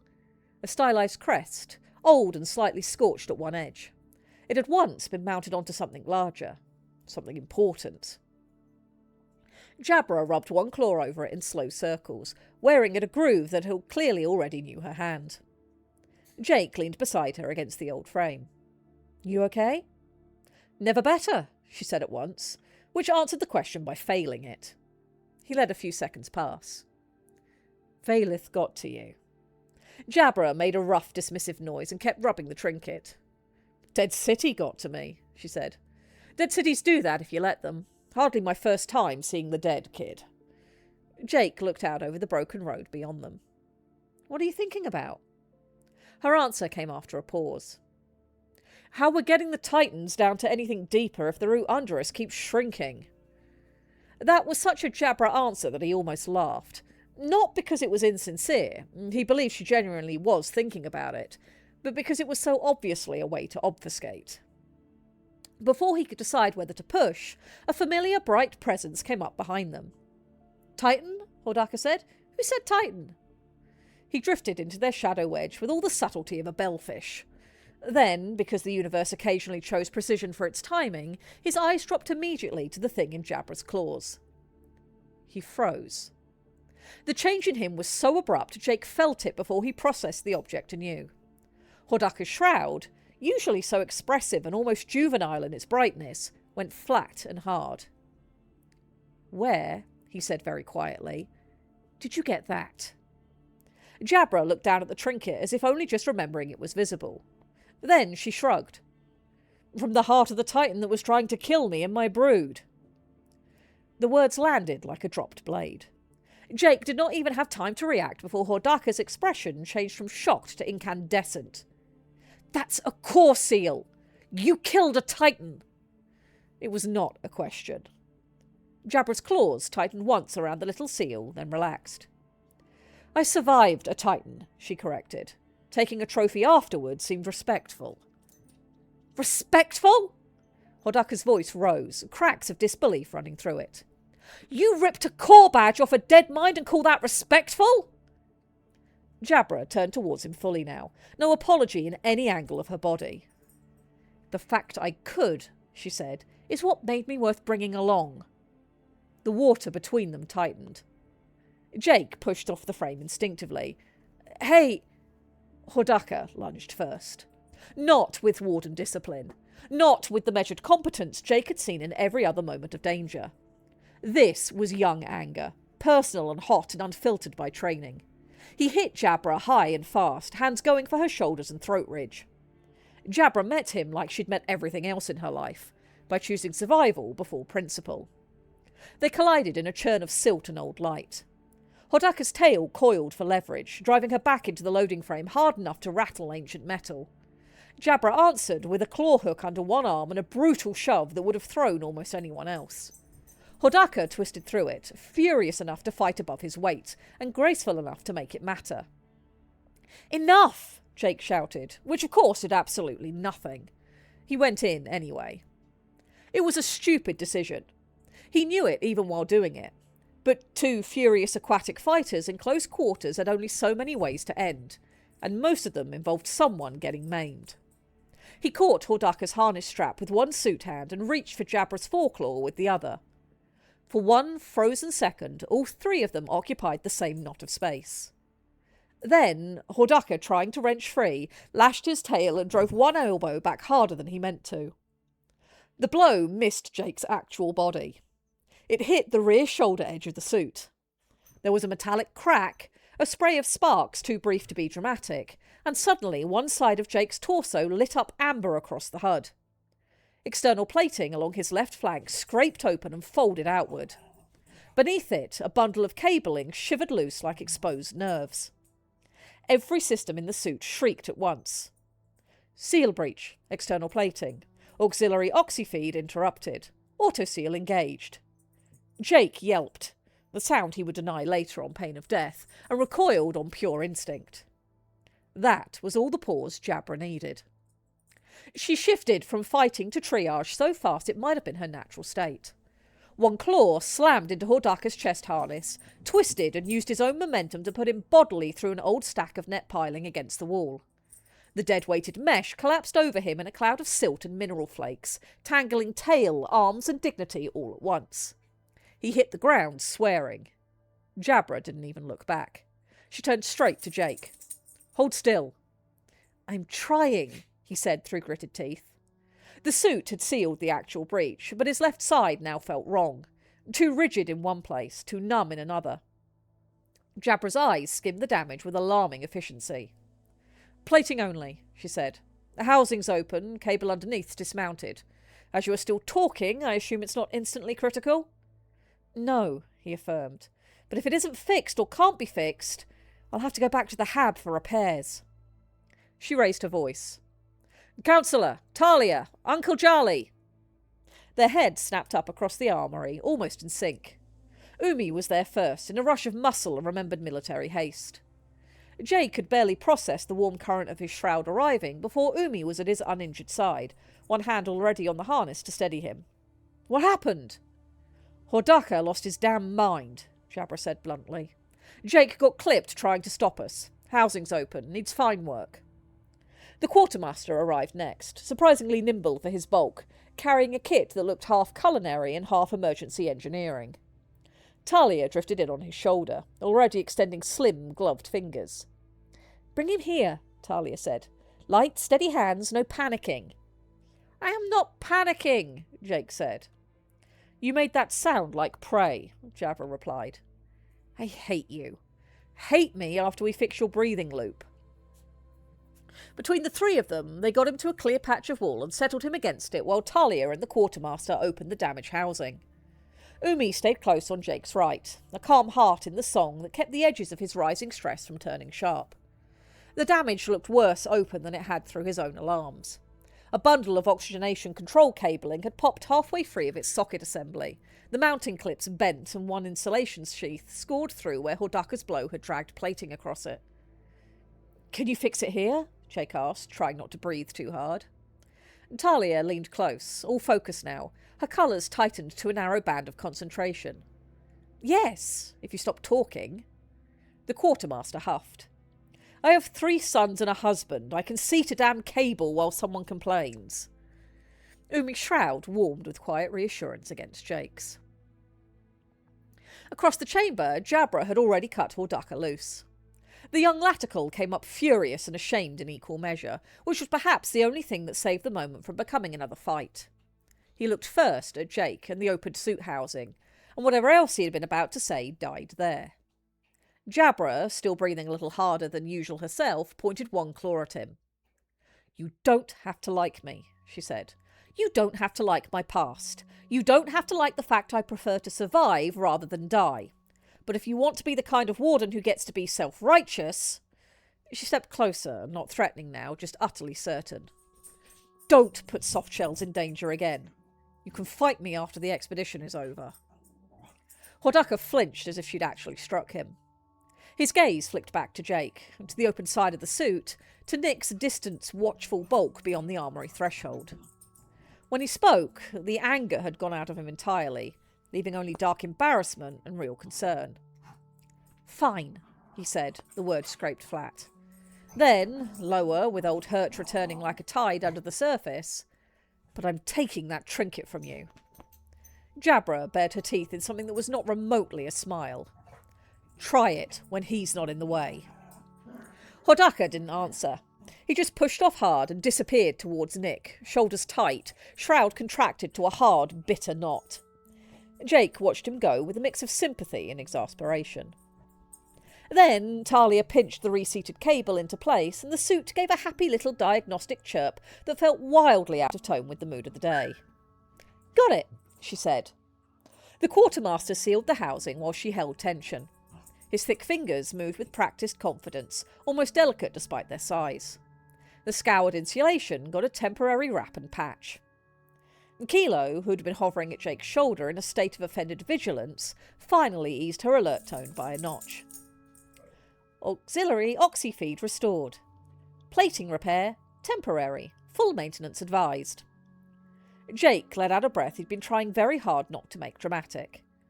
"Thank you," he said.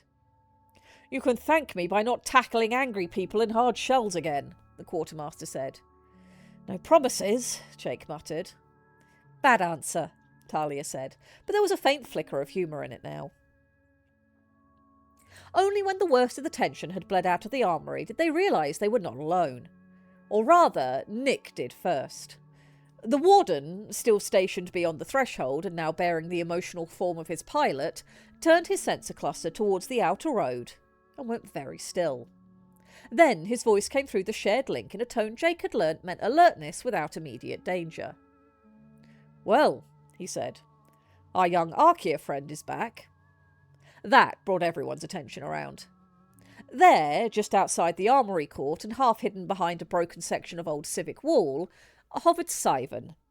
She had clearly been there for some amount of time.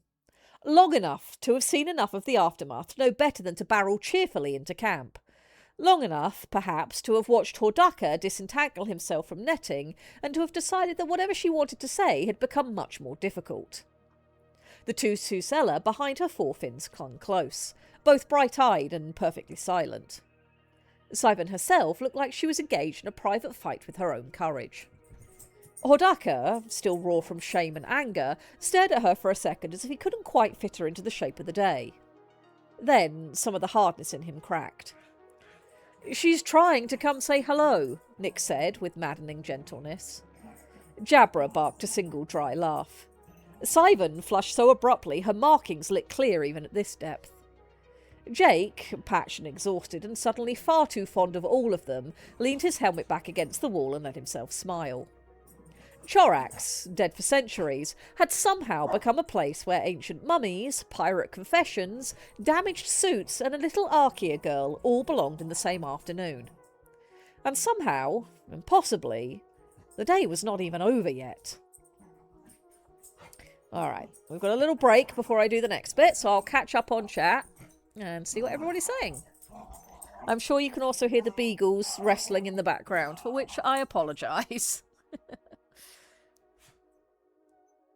We demand recompense. Perhaps Valis' last words should be choppy and crude to reflect that Shoaly language relies on psionic impression. So it's having fallback modes. Yeah, we could make it sound choppier and less fluent.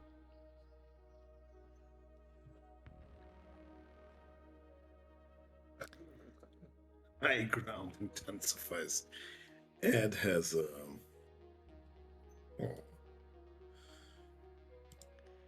Yeah, we'll have to have. I think what's going to happen is when I get to the point where I'm ready to start editing and we discuss the editing project, prospects and how that goes. Process, that's the word I was looking for. There we go. I will probably grab you, Ed, and Lictor, and we will talk about exactly how the suit works, because there's going to be multiple points where that needs editing. And if this little damage point needs rephrasing in certain ways, then that will be fine. But in our bullet points, we had said that there would be this little scuffle, that Jake's suit would get damaged, so we can play with that later. So we can definitely sort of fix this up a little bit here. I don't think anything. I mean, yeah, that's. I'm trying very hard not to get technical, because this is not yet the time. Yeah. We are still in the. There's going to be an edit coming Yes, in, and we'll tighten it all up to be unified with how we decide that the suit should be. So yeah, the damage at the minute matters. If some of the language needs changing on the editing pass, that will happen. That's not a problem. Correct. Jabra seems very maternal here. Yeah, when we were building the character and we went through all of her traits, that was one of the things we wrote. She's very gruff on the outside, but she's very crew-minded, very practical in care with the people that she's working with, because she needed that in her previous job. And that she does have sort of this secret soft centre that she doesn't even really properly admit to herself, but will come through in certain things. So if she comes across as gruffly maternal here, that means we hit our character notes that we made when we came up with her. The Beagle wrestling language is underway. Yes. Question, are we going to get, or do we already have images of the characters? I think we have an image of what Phalonic looks like, and one of the mechs that I started sketching will probably become Echo, but they're not finished as yet. And for the actual characters, no, we have not yet drawn those. I would like to, or if somebody else would like to, that would be fine. I just need 36-hour days, because time is awful and linear and there isn't enough of it. So that will happen at some point. When, I'm afraid to say it, but when my part-time job ceases existing, I will have time to do that. Yeah, well, it's in the list of stuff I want to do. I suspect as well, once we get the novel finished and we move into sort of a slightly more relaxed phase with Shoal, that we might vary our streams up a little bit with, talking about characters and drawing and etc., and instead of just writing, which will be nice. So yeah. When we move to Pluto, we can have longer days. Yes. True, however, we'll be on Pluto, which means having sunlight will suddenly become a problem. Which, to me specifically, as a very, I don't know. If you have technical comments, Ed, and want to put them all into one document, that would be really helpful. But if that's extra effort on you, don't worry about it, because we can have the conversation when I'm at the point where I'm ready to start implementing those things and putting my focus into that space. So please don't put yourself out. But if you want to keep a technical document, that will certainly help when the time comes.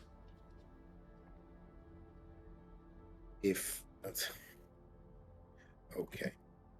We are not getting into how do we simulate Europa. All right, Ceres is asking to go out, so I'm going to get up for just a moment and take the puppers to relieve themselves. So you're in charge for a minute. Try not to blow anything up, please and thank you. How? What? Chat. Okay, back me up here, chat. How am I, a certified blow things up person, supposed to not blow things up? How is that a legitimate request? Help me out. That's literally part of my job. Well, it is a part of a job that... Never mind. Hi, everyone. Okay, fine. We won't have to explodinate anything, right about now. We can wait with it. We can definitely wait with it. Everything will be fine. All the things that will be exploded for a reason. I promise. Should I promise such things? Maybe. Yes, Zorg. Zorg is the way. Zorg is the answer. We are not entirely yet certain what was the question, but Zorg is definitely the answer. Also, boom.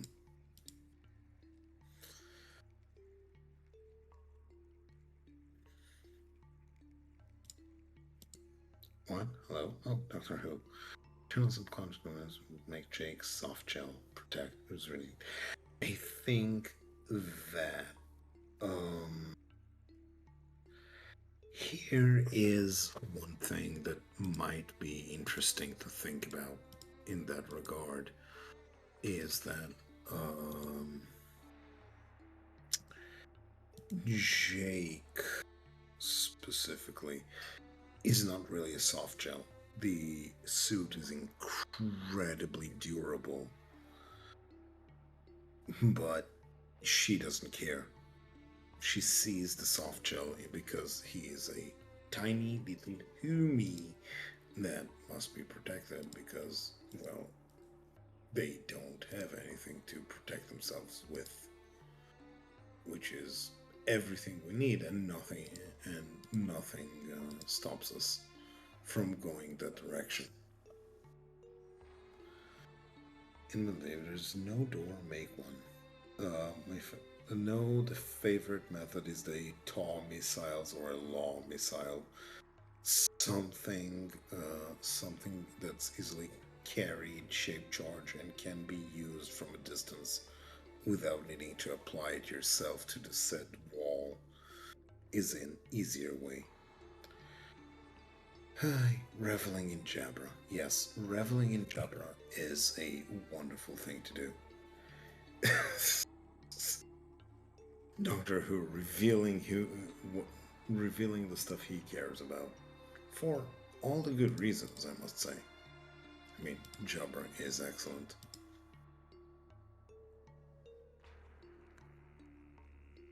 Anyone else? Any other notes, notifications? I am back. Hello. I see we have Jabra love going on in chat.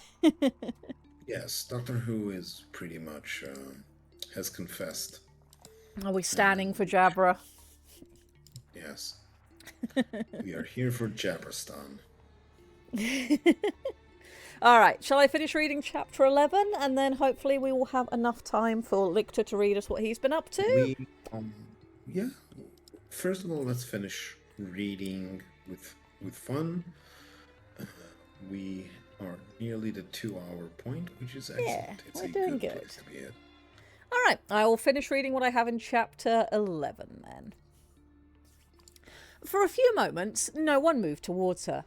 Saiven hovered where she was, just beyond the better spill of the armoury lights, her two Susella clinging tight behind her forefins. She had clearly meant to gather herself before being noticed. Instead, Nick had gently peeled her out of the dark as if she was another fact to be reported. Hodaka rubbed a hand over the back of his neck, all the heat of his earlier anger abruptly made awkward by the presence of a child who had come looking for them and found whatever all of this had been. Saiven, to her credit, did not retreat. She drew herself up a little, gaze darting from Hodaka's face to Jake's patched suit housing to Jabra's still clutched trinket, and then very quickly away from Jabra altogether. Her shroud fizzed with nerves, curiosity, and the unmistakable awareness that she had arrived at a very bad moment. "I can come back later," she said, which only made it more obvious that she had absolutely been planning to stay if no one chased her off. "You should not have come alone at all," Umi said, but there was no real bite in it. Saiven's mouth flattened. "I know."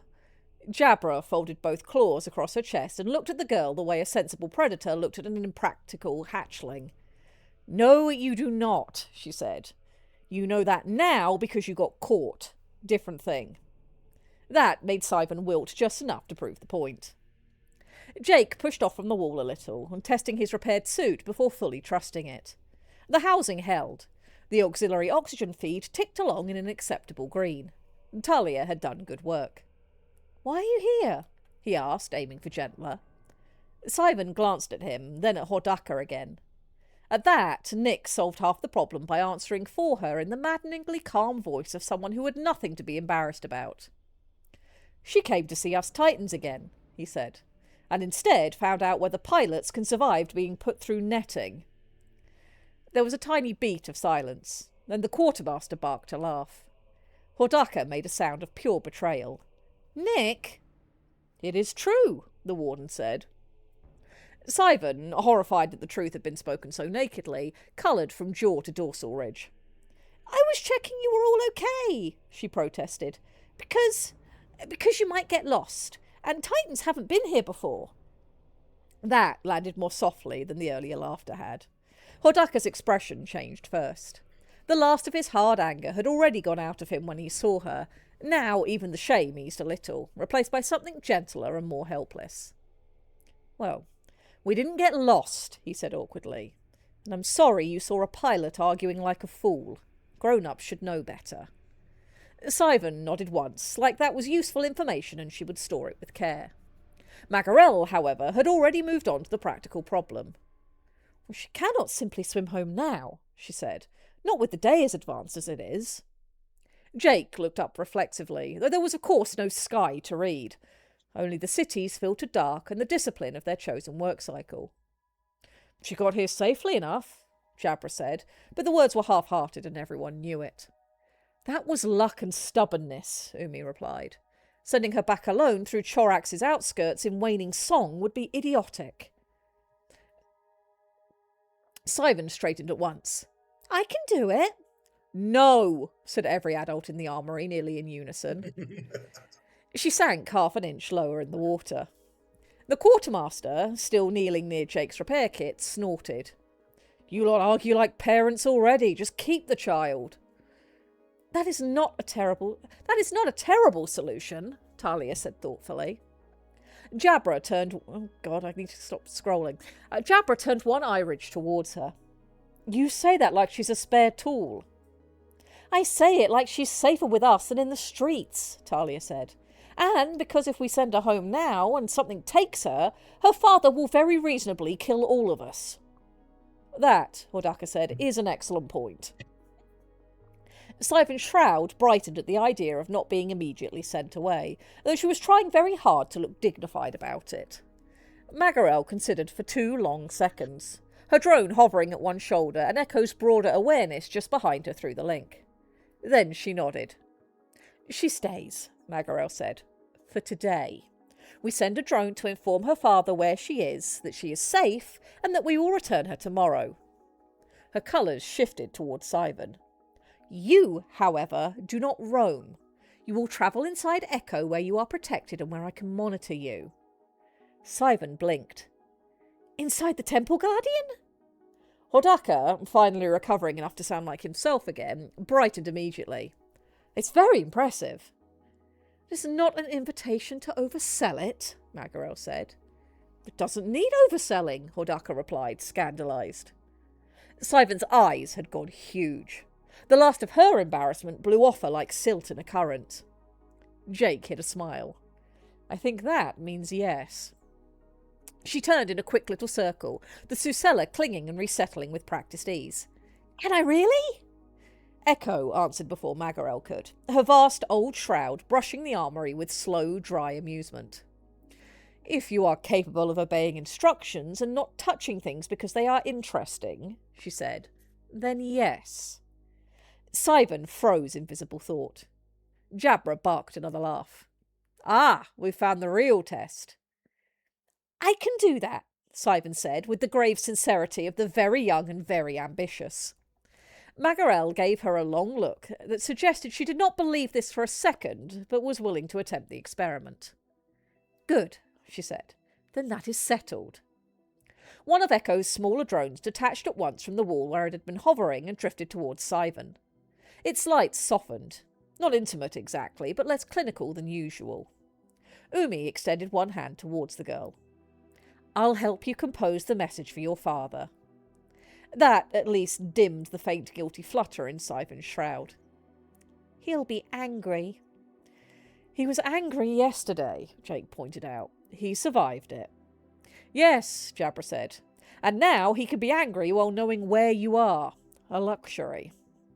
Saiven didn't smile, but she edged closer to Umi in the drone, which was smile enough. That should have been the end of it. The decision had been made. The child would stay, her message would go out, the expedition would get back to its work. Instead, Saiven, who had listened to far more than the adults had realised while hovering outside the armoury trying to decide whether Hodaka would want to see her, tilted her head and said, If you're trying to go deeper, I know another way. Everything in the chamber stilled. Not dramatically, just enough. Magarel's drone reoriented towards her in one clean, snapping motion. Umi's hand, midway through helping compose the message, paused. Hodaka's shroud brightened with immediate curiosity. Even Jabra stopped rubbing the little Tidewarden seal between her claws. What do you mean, another way? Magarel asked. Saiven, suddenly aware she had everyone's full attention, blinked once. Then, some part of her apparently decided there was no elegant path through this now and simply continued. A nearby entrance into the Undercity, she said. Not this one, another one. Jake stared at her. You know where there's another sealed route into the Undercity? He said. Yes. Jabra narrowed her eyes. How? Saiven's colours shifted with the first edge of sheepishness. It's on the old lower edge of the district, she said. Closer to the bent civic wall and the feeder routes. It was a loading place once. Not for people coming and going all the time, I don't think. More for bringing things down. That tracked immediately in Jake's mind. Storage, supply access, something broader than the route they'd just found.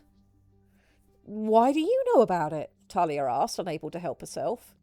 Saiven glanced away. There was a very small pause. Then she said, in the tone of someone confessing to a crime that no longer mattered because the exciting part had already happened, because when we were smaller, we used to dare each other to swim to it. Jabra closed her eyes for half a second. Of course you did. Saiven had the decency to look embarrassed, but not enough to it to stop talking. It's sealed, she hurried on. Has been since before my father was young, but there are little tally marks all around the edge of the outer stones. We made them. You vandalised an ancient hidden entrance to the Undercity, Magarel said. Saiven considered that. Very slightly. Hodaka made a strangled noise that might have been laughter trying not to get him in trouble. Umi pinched the bridge of his nose with one hand, though the warmth in his shroud gave him away entirely.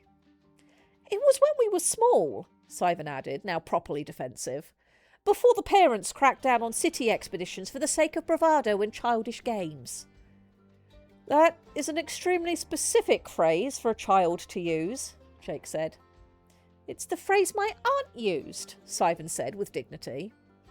Jabra lowered her claws and looked towards the deeper road beyond the armoury, recalculating. How big is this entrance? Saiven's eyes flicked instinctively towards Nick and Echo.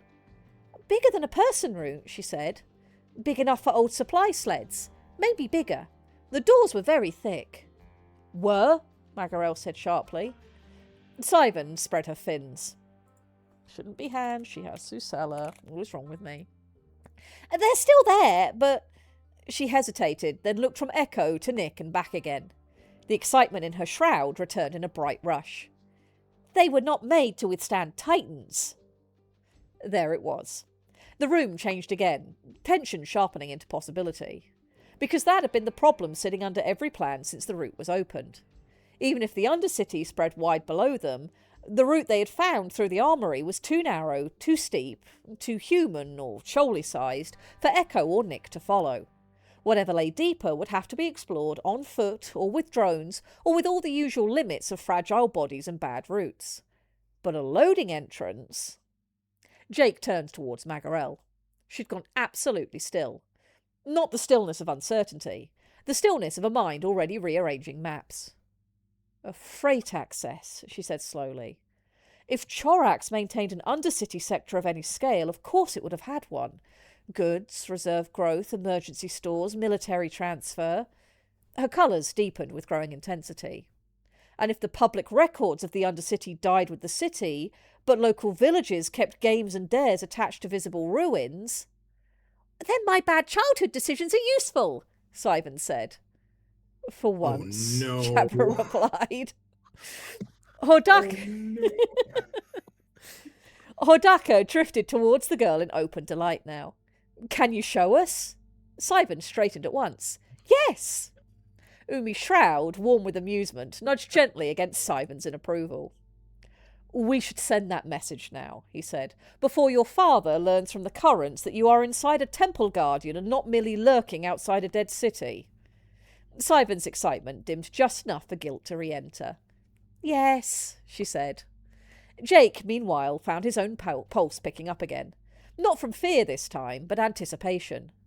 Another entrance, a larger one. A route made for supplies and not just frightened bodies seeking refuge. A way down that the Titans could force if they had to. And if the wrong song truly did lie deeper beneath Chorax, if the hidden histories and whatever impossible thing had kept the city's wound from healing still waited below, then a sealed freight door built for an old undercity traffic might be the difference between merely finding it and reaching it properly. Jabra, reading some version of the same thought in the room, rolled one shoulder and tucked the little Tidewarden seal back into a private slot beneath her harness straps. Well then, let's go let the modern ocean back in and get some water flowing. After you, Miss Saiven. And that is the end of chapter 11. I almost heard you say Frau. I mean, that would work. Jabba has that governess. German governess, attitude. yes. You know what I mean, right? Yes. It's like, Doctor Who says he was laughing out loud at the quartermaster. Yeah, Uncle Charlie is a treat. I kind of like the idea of Talia having a stutter after the earlier Yeah, we could actually, giving Talia a little bit of a stutter would give her a unique voice. Let me make a note on that. Notes to find a home for. We'll put it up here. Talia should have a little stutter. Because anytime you can take a character and make their way of speaking so unique that people automatically know who they're reading without needing, speech tags, that's a good thing. So that's a good idea. Jesus Christ, child, how dare you drop a bomb like that? I am very, very glad you guys are enjoying Saiven. From the first time she turned up, you guys kind of got very attached to her and I wanted her to stay cute. What do you mean you knew about the Undercity the entire time? When that gets brought up later, she's going to be like, what do you mean you didn't know?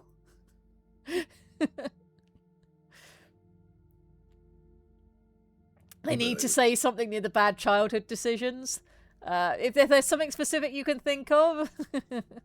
Okay, a note, an internal note from them that, yeah, they remember making bad childhood decisions too.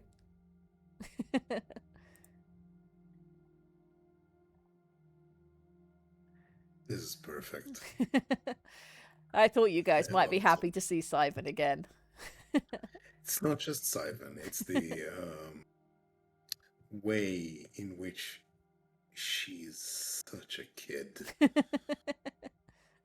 And everybody who's... Okay. At this point, she's Boblin the Goblin.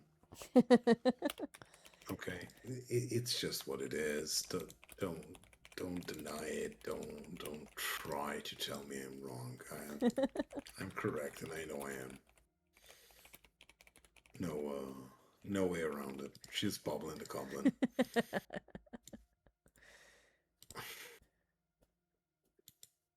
Okay, I've made a note to put that in there. All right, that was all I wrote for you this week, chat. We will be moving to the freight access and it going under the city for next week and having all of the fun with that. But we don't have the world's hugest amount of time left, so I'd love for you to read us what you've been writing, Lichter, in the time we have left. Yeah, mine is quite a bit shorter. I will Do you want me to read the entire thing from top to bottom, or do you want me to just continue What with say the you, fight scene? chat? Do you remember last week and just want Lictor to carry on, or would you like him to read the whole thing so you know where we're at?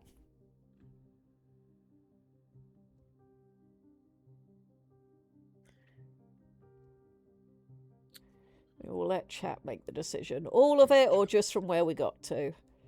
Bearing in mind we've got about 10-15 minutes, what feels more practical to you, Lictor? It's 3,000 words, and I can read it relatively quickly. If we want, again, I just want chat to weigh in at least a little bit. There's 53 of them. How are there And that 53 makes, people here? Clearly it's everybody waiting for BB because she's back this week. That's what it is. yes, That makes that sense. that makes a lot of sense. A quick Quick recap, recap. then on to the new stuff. Okay, that sounds good. Just start reading. Okay. Thank you, Ed. Quick recap. Quick recap. Essentially, two diplomats of something known as the Fathoms and the Consortium are just are meeting, reading through temps, shards, and discussing something that happened in a place known as Forge Node 17. I'll start with Forge Node 17 and skip the diplomats. That works. Okay. Let's see. Right. Concordance cracks a crab out of his shell. Hux, or 3 in his unit designation, felt it nearly splitting his brain open before the world sharpened into strong edges and fluid time. The distance and frames of reference turning his senses into an estuary between the Temps core of his Titan and the here and now. Multiple contacts incoming, 0 marked in a flat tone. And right now, 3 whole schools of shrieks hurtled through in wide dispersion pattern from above at his unit's position. Semi-guided missile fest, a saturation strike from yet an unseen foe. Brace for impact. A series of pressure waves rocked, echoed, and reverberated through the landscape, loosening a few rocky formations and adding silt to the deep slush.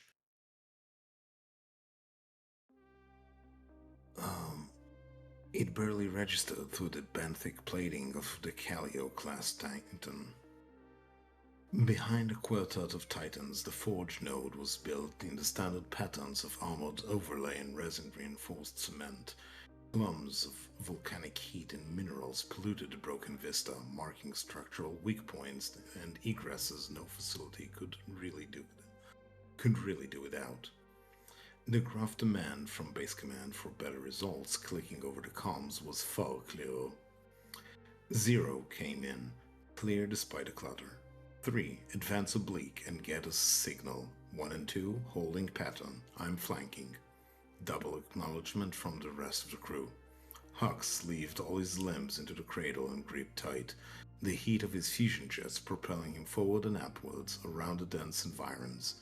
Concordance rose and he kept it tight.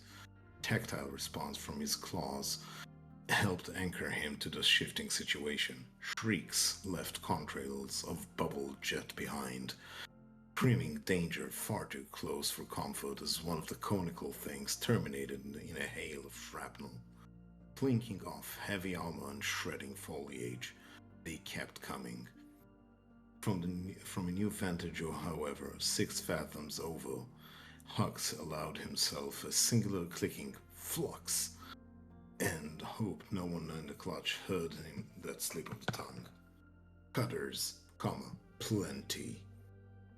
Skitter spined forward, some propelled over some sort of jets. Suddenly, Hux was really happy that the Callio trenchers came with some of the heaviest claws and over-engineered hulls the Consortium could afford. 0 adjusted commands as 2 already snapped. Sights on. Crack. Contact. Contact. Impact. A jarring motion laced with a haze of pain, all transferred as telemetry through concordance. Hux absorbed the dormant ache of his titan and recalculated. Up here, he was even more exposed amidst the folded, silt-strewn floor. Shooting jets to lose altitude and greeting solid motions with bracing shock, Hux began stomping further away from the line, leaving the formation even as Zero continued leveling both ordnance and orders in measured clicks. Trips kept coming, now clustering close in schools. Distraction. As waves of pressure collapsed and rejoined, Hux drew on training. When the cones fell, cutters were never far behind. When he finally turned around, the trio of the lithe, scent-skittering frames already arrayed themselves. One was getting ready to leap, mandibles retracted to allow a sudden bite. Unlike hidden artillery, however, formed plate melee was where trenchers excelled.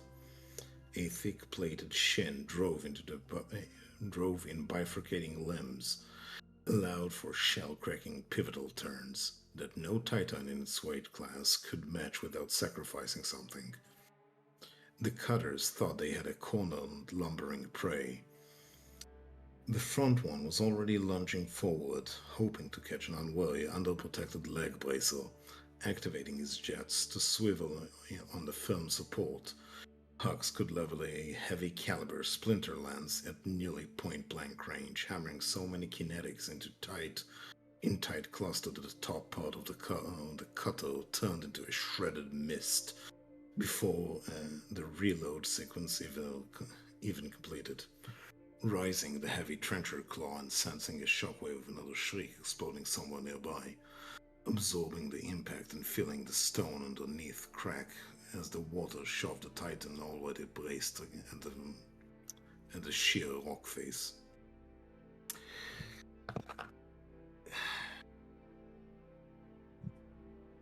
Quick release. Retracting the anchor spine he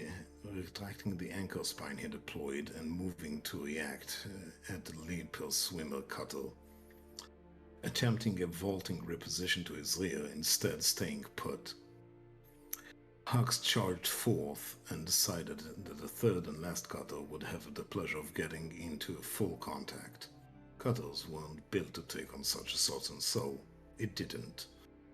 With a desperate leap sideways, the cutter brought its own secondary weapon. While the mandibles could punch through any armor given a solid bite, the forelimbs of the cutter formed a sword-like blade, giving the design their name. There was no artistry in how the cutter dodged out of the KT's jet-packed forward rush, but it was precise and even capitalized on the riptide effect, a pull of the blade as the cutter spun, driving one such limb deep into the mechanisms. Pain shot through the pilot's cradle. A fraction moment later, a puff of inky bronze fluid mucked up the already silt-sodden slush as Hux trembled into a pause. Both cutters were now behind him, one dead on the floor, his splinter lance finished reloading. Then he felt the shroud hammer fall on top of his head and splitting his attention one way further. Zero was clicking orders in the background. More cutters incoming, but no more Titan heat marks. 3 is exploring an external route to reach an enemy beacon 1. The throbbing pain settled into his shroud. Hux felt it simmering through the cradle as warning glyphs climbed and rearranged themselves at the edge of his vision. Pressure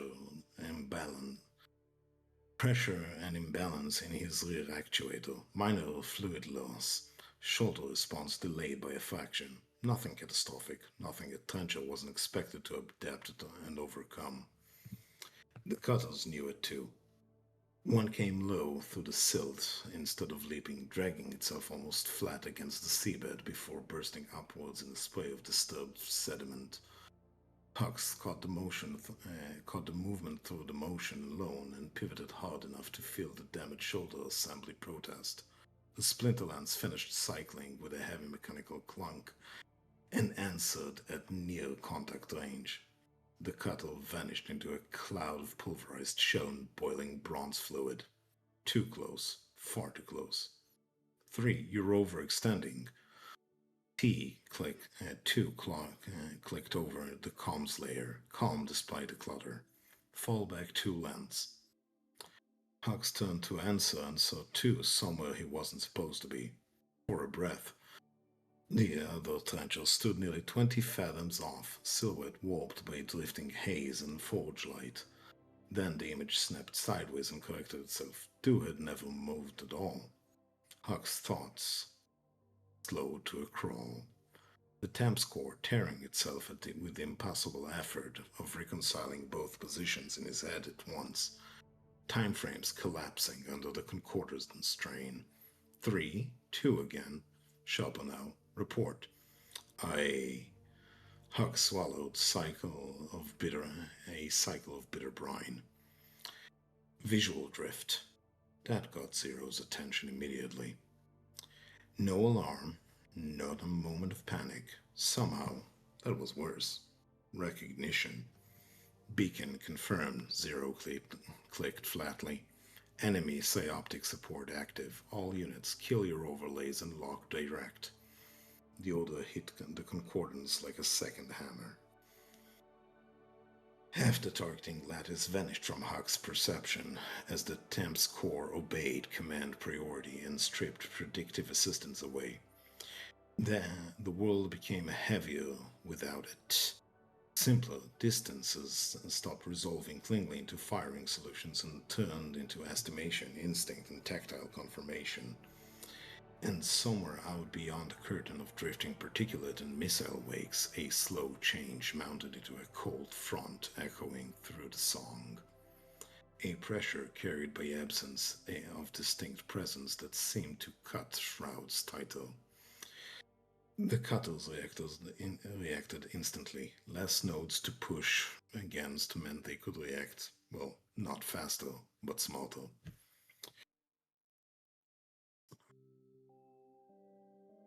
The attack shifted its balance. Critters stopped probing the line and evading shockwaves. Instead, they started pulling it apart. A clutch of 3 parted, feinted towards Hux, while another drove low across the folding riptides. Towards 2's flank, shrieks continued screaming overhead in broken skulls, saturating the upper water with fragmentation bursts and enough shock pressure to keep the Forge militia pinned hard against their own fortification. Distractions, layered upon distractions, control through confusion. That was the point of it. And then Hux finally sensed the blurred shape of the Cephalonid beacon. Nothing about it resolved cleanly. A pale structure hanging impossibly still behind a battlefield, wrapped in drifting curtains of reflective coral lattice. Tendrils of dim blue-white light pulsed through it in slow waves, each pulse followed by another tiny disagreement in the world around him. Hux had been warned about active psyoptic distortion, but the damage mounted on all fronts. Shrouds buckled, armors dented and pitted, armor expanded against small replaceable cutter frames. A single controller somehow playing all angles of a fight to bring down 4 titans under his bolt. It was enough to twist a Ceph in a knot. A stray shriek glanced shoulder plate and lodged in the recently mended seam of benthic plating. One rushed first. He always did when the line broke into contact. No surge, no wasted thrust. Just mass committed where it was needed to be. A harpoon anchor cracked out from its forelimb and drove through the cutter's forward assembly. In the line biting and holding with a hard felt jolt that carried through the concordance as much as through the flame. He didn't pull straight back. He stepped, set, and dragged, turning the cutter's speed into his own leverage. It hit the forge lattice with a dull structural thud that rang through the ribs and into Hux's bones. Silt and resin dust bloomed, briefly swallowing both shapes. 2 was already in the cloud when it cleared. Splitterlands came on tight and ugly, a short disciplined burn that didn't flare so much as chew inwards along a cutter's compromised sim. Armor gave in layers. The unit folded in on itself and went slack on the line. Keep your spacing, 2 clicked, not looking at Hux. Not needing to, they're probing for it. Hux moved on the same beat, trying to mirror it. Anchors out. Catch, set. Only his angle came in a half a degree wrong and the line beat shallow. The cutter twisted fast and deliberate, and the feedback came up to his limbs as the stuttering vibration of instead of a clean load. He corrected, too hard, dragging the line across his own arc and nearly causing 2's lane before the concordance snapped tight and forced him back into alignment. 3 locked to the pool, not to the picture. 2 said, sharper now. I have it, Hux answered, and this time he did. Set his stance, took in the strain, let the cutter's own motion give him an angle. 2 finished it again, quick, efficient, routine as cutting a line. Routine. Except it wasn't. The next cutter came in, and for a breath it wasn't where it was supposed to be. Not faster. Later, Hux slid it. Not faster. Later, Hux's reed lagged it just enough that his strike went through empty water, and the thing was suddenly inside his guard, scraping along his shoulder joint and glancing in a glancing hit that still kicked his frame off true. Contact left, no correction. He started, the words tripping over a mismatch between what he saw and what the concordance insisted was there. Don't chase the drift. 0 cut in, flat as ever. Confirmed by mass. Kill what holds. Huck swallowed in a cycle of brine and did as told. Picked the next solid shape, drove the anchor, set his feet, and felt the line take. The cutter fought it like it knew where the weakness was, each twist testing a different angle of stress. For a moment, Hux thought it was just him. Then he felt the same hesitation ripple through the clutch and cutters alike.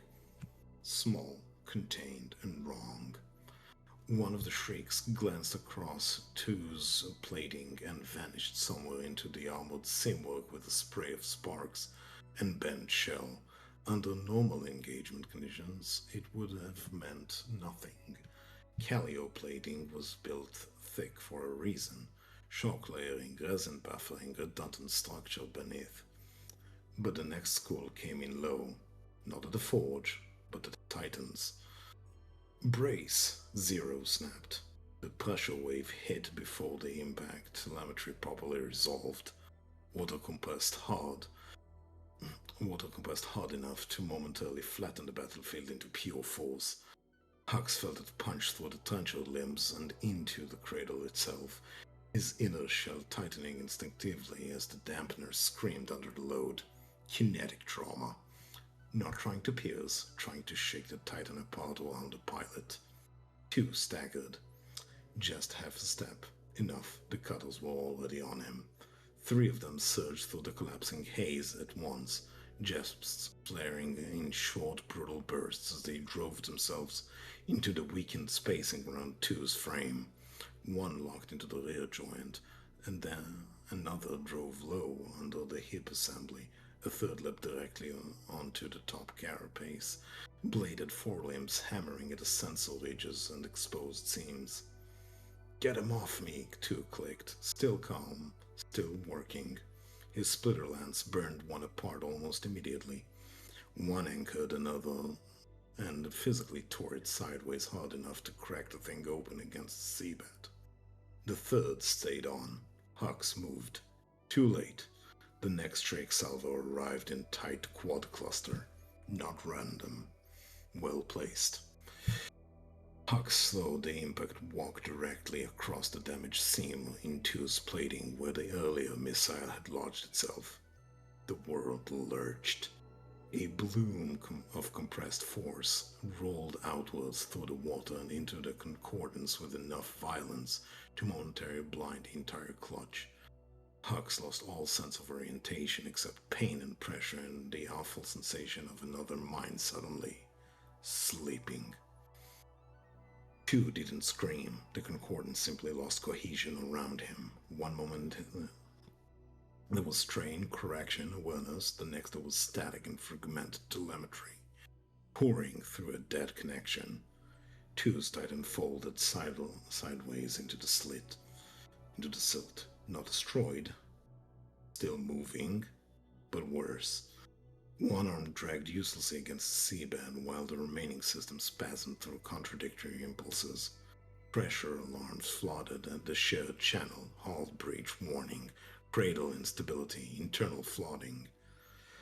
Then came something else. For a fraction of a moment, the song around the ruined trencher simply failed to answer. Absence. Hux felt a brush against the edge of his shroud and nearly lost his grip on his controls. Something vast moved somewhere beyond the battlefield. No shape, no hit mark, just pressure in the deep where it didn't belong. Where it didn't belong. Then it was gone.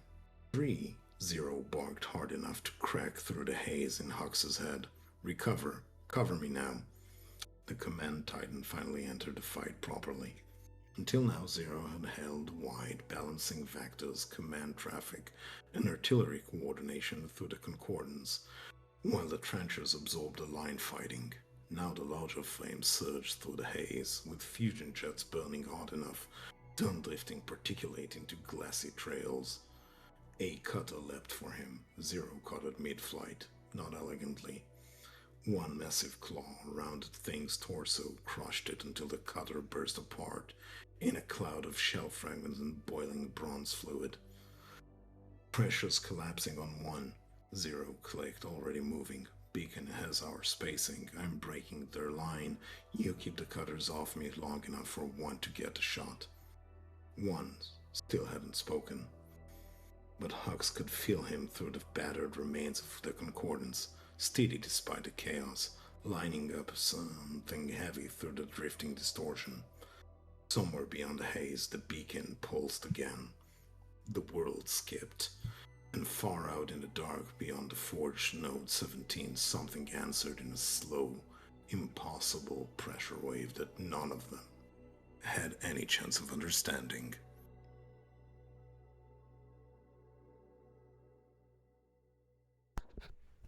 That was really good. Thank you. I really, really liked that. I especially liked how you described Beacon. That was very, very cool. I'm glad. Welcome to being a pilot. We don't have to worry about heat gauges in these mechs. We do have to worry about concordance. You have to worry about your brain breaking because someone is hacking directly into your soul. Which is just a little bit rude of them, and they probably shouldn't do it. Yes, well, it's a cephalid. It is a cephalid. Said in the same way. Yeah, and then they ate the devil. Oh, yeah, it's a ceratinoid. No, it was a cephalid. In this case, yes, because it's soul hacking. It's a cephalid. That was excellent. I enjoyed that very much. It'll be very good to get things where people can just access them when they want as well. That will be wonderful.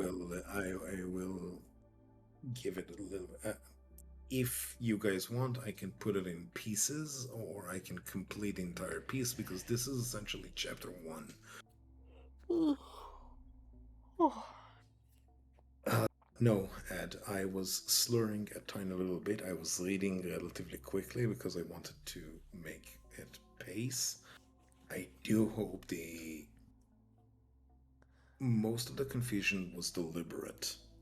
It is very confusing to be a Titan pilot when there is a psyoptic controller in the field, literally ripping your perception apart. Again, rude.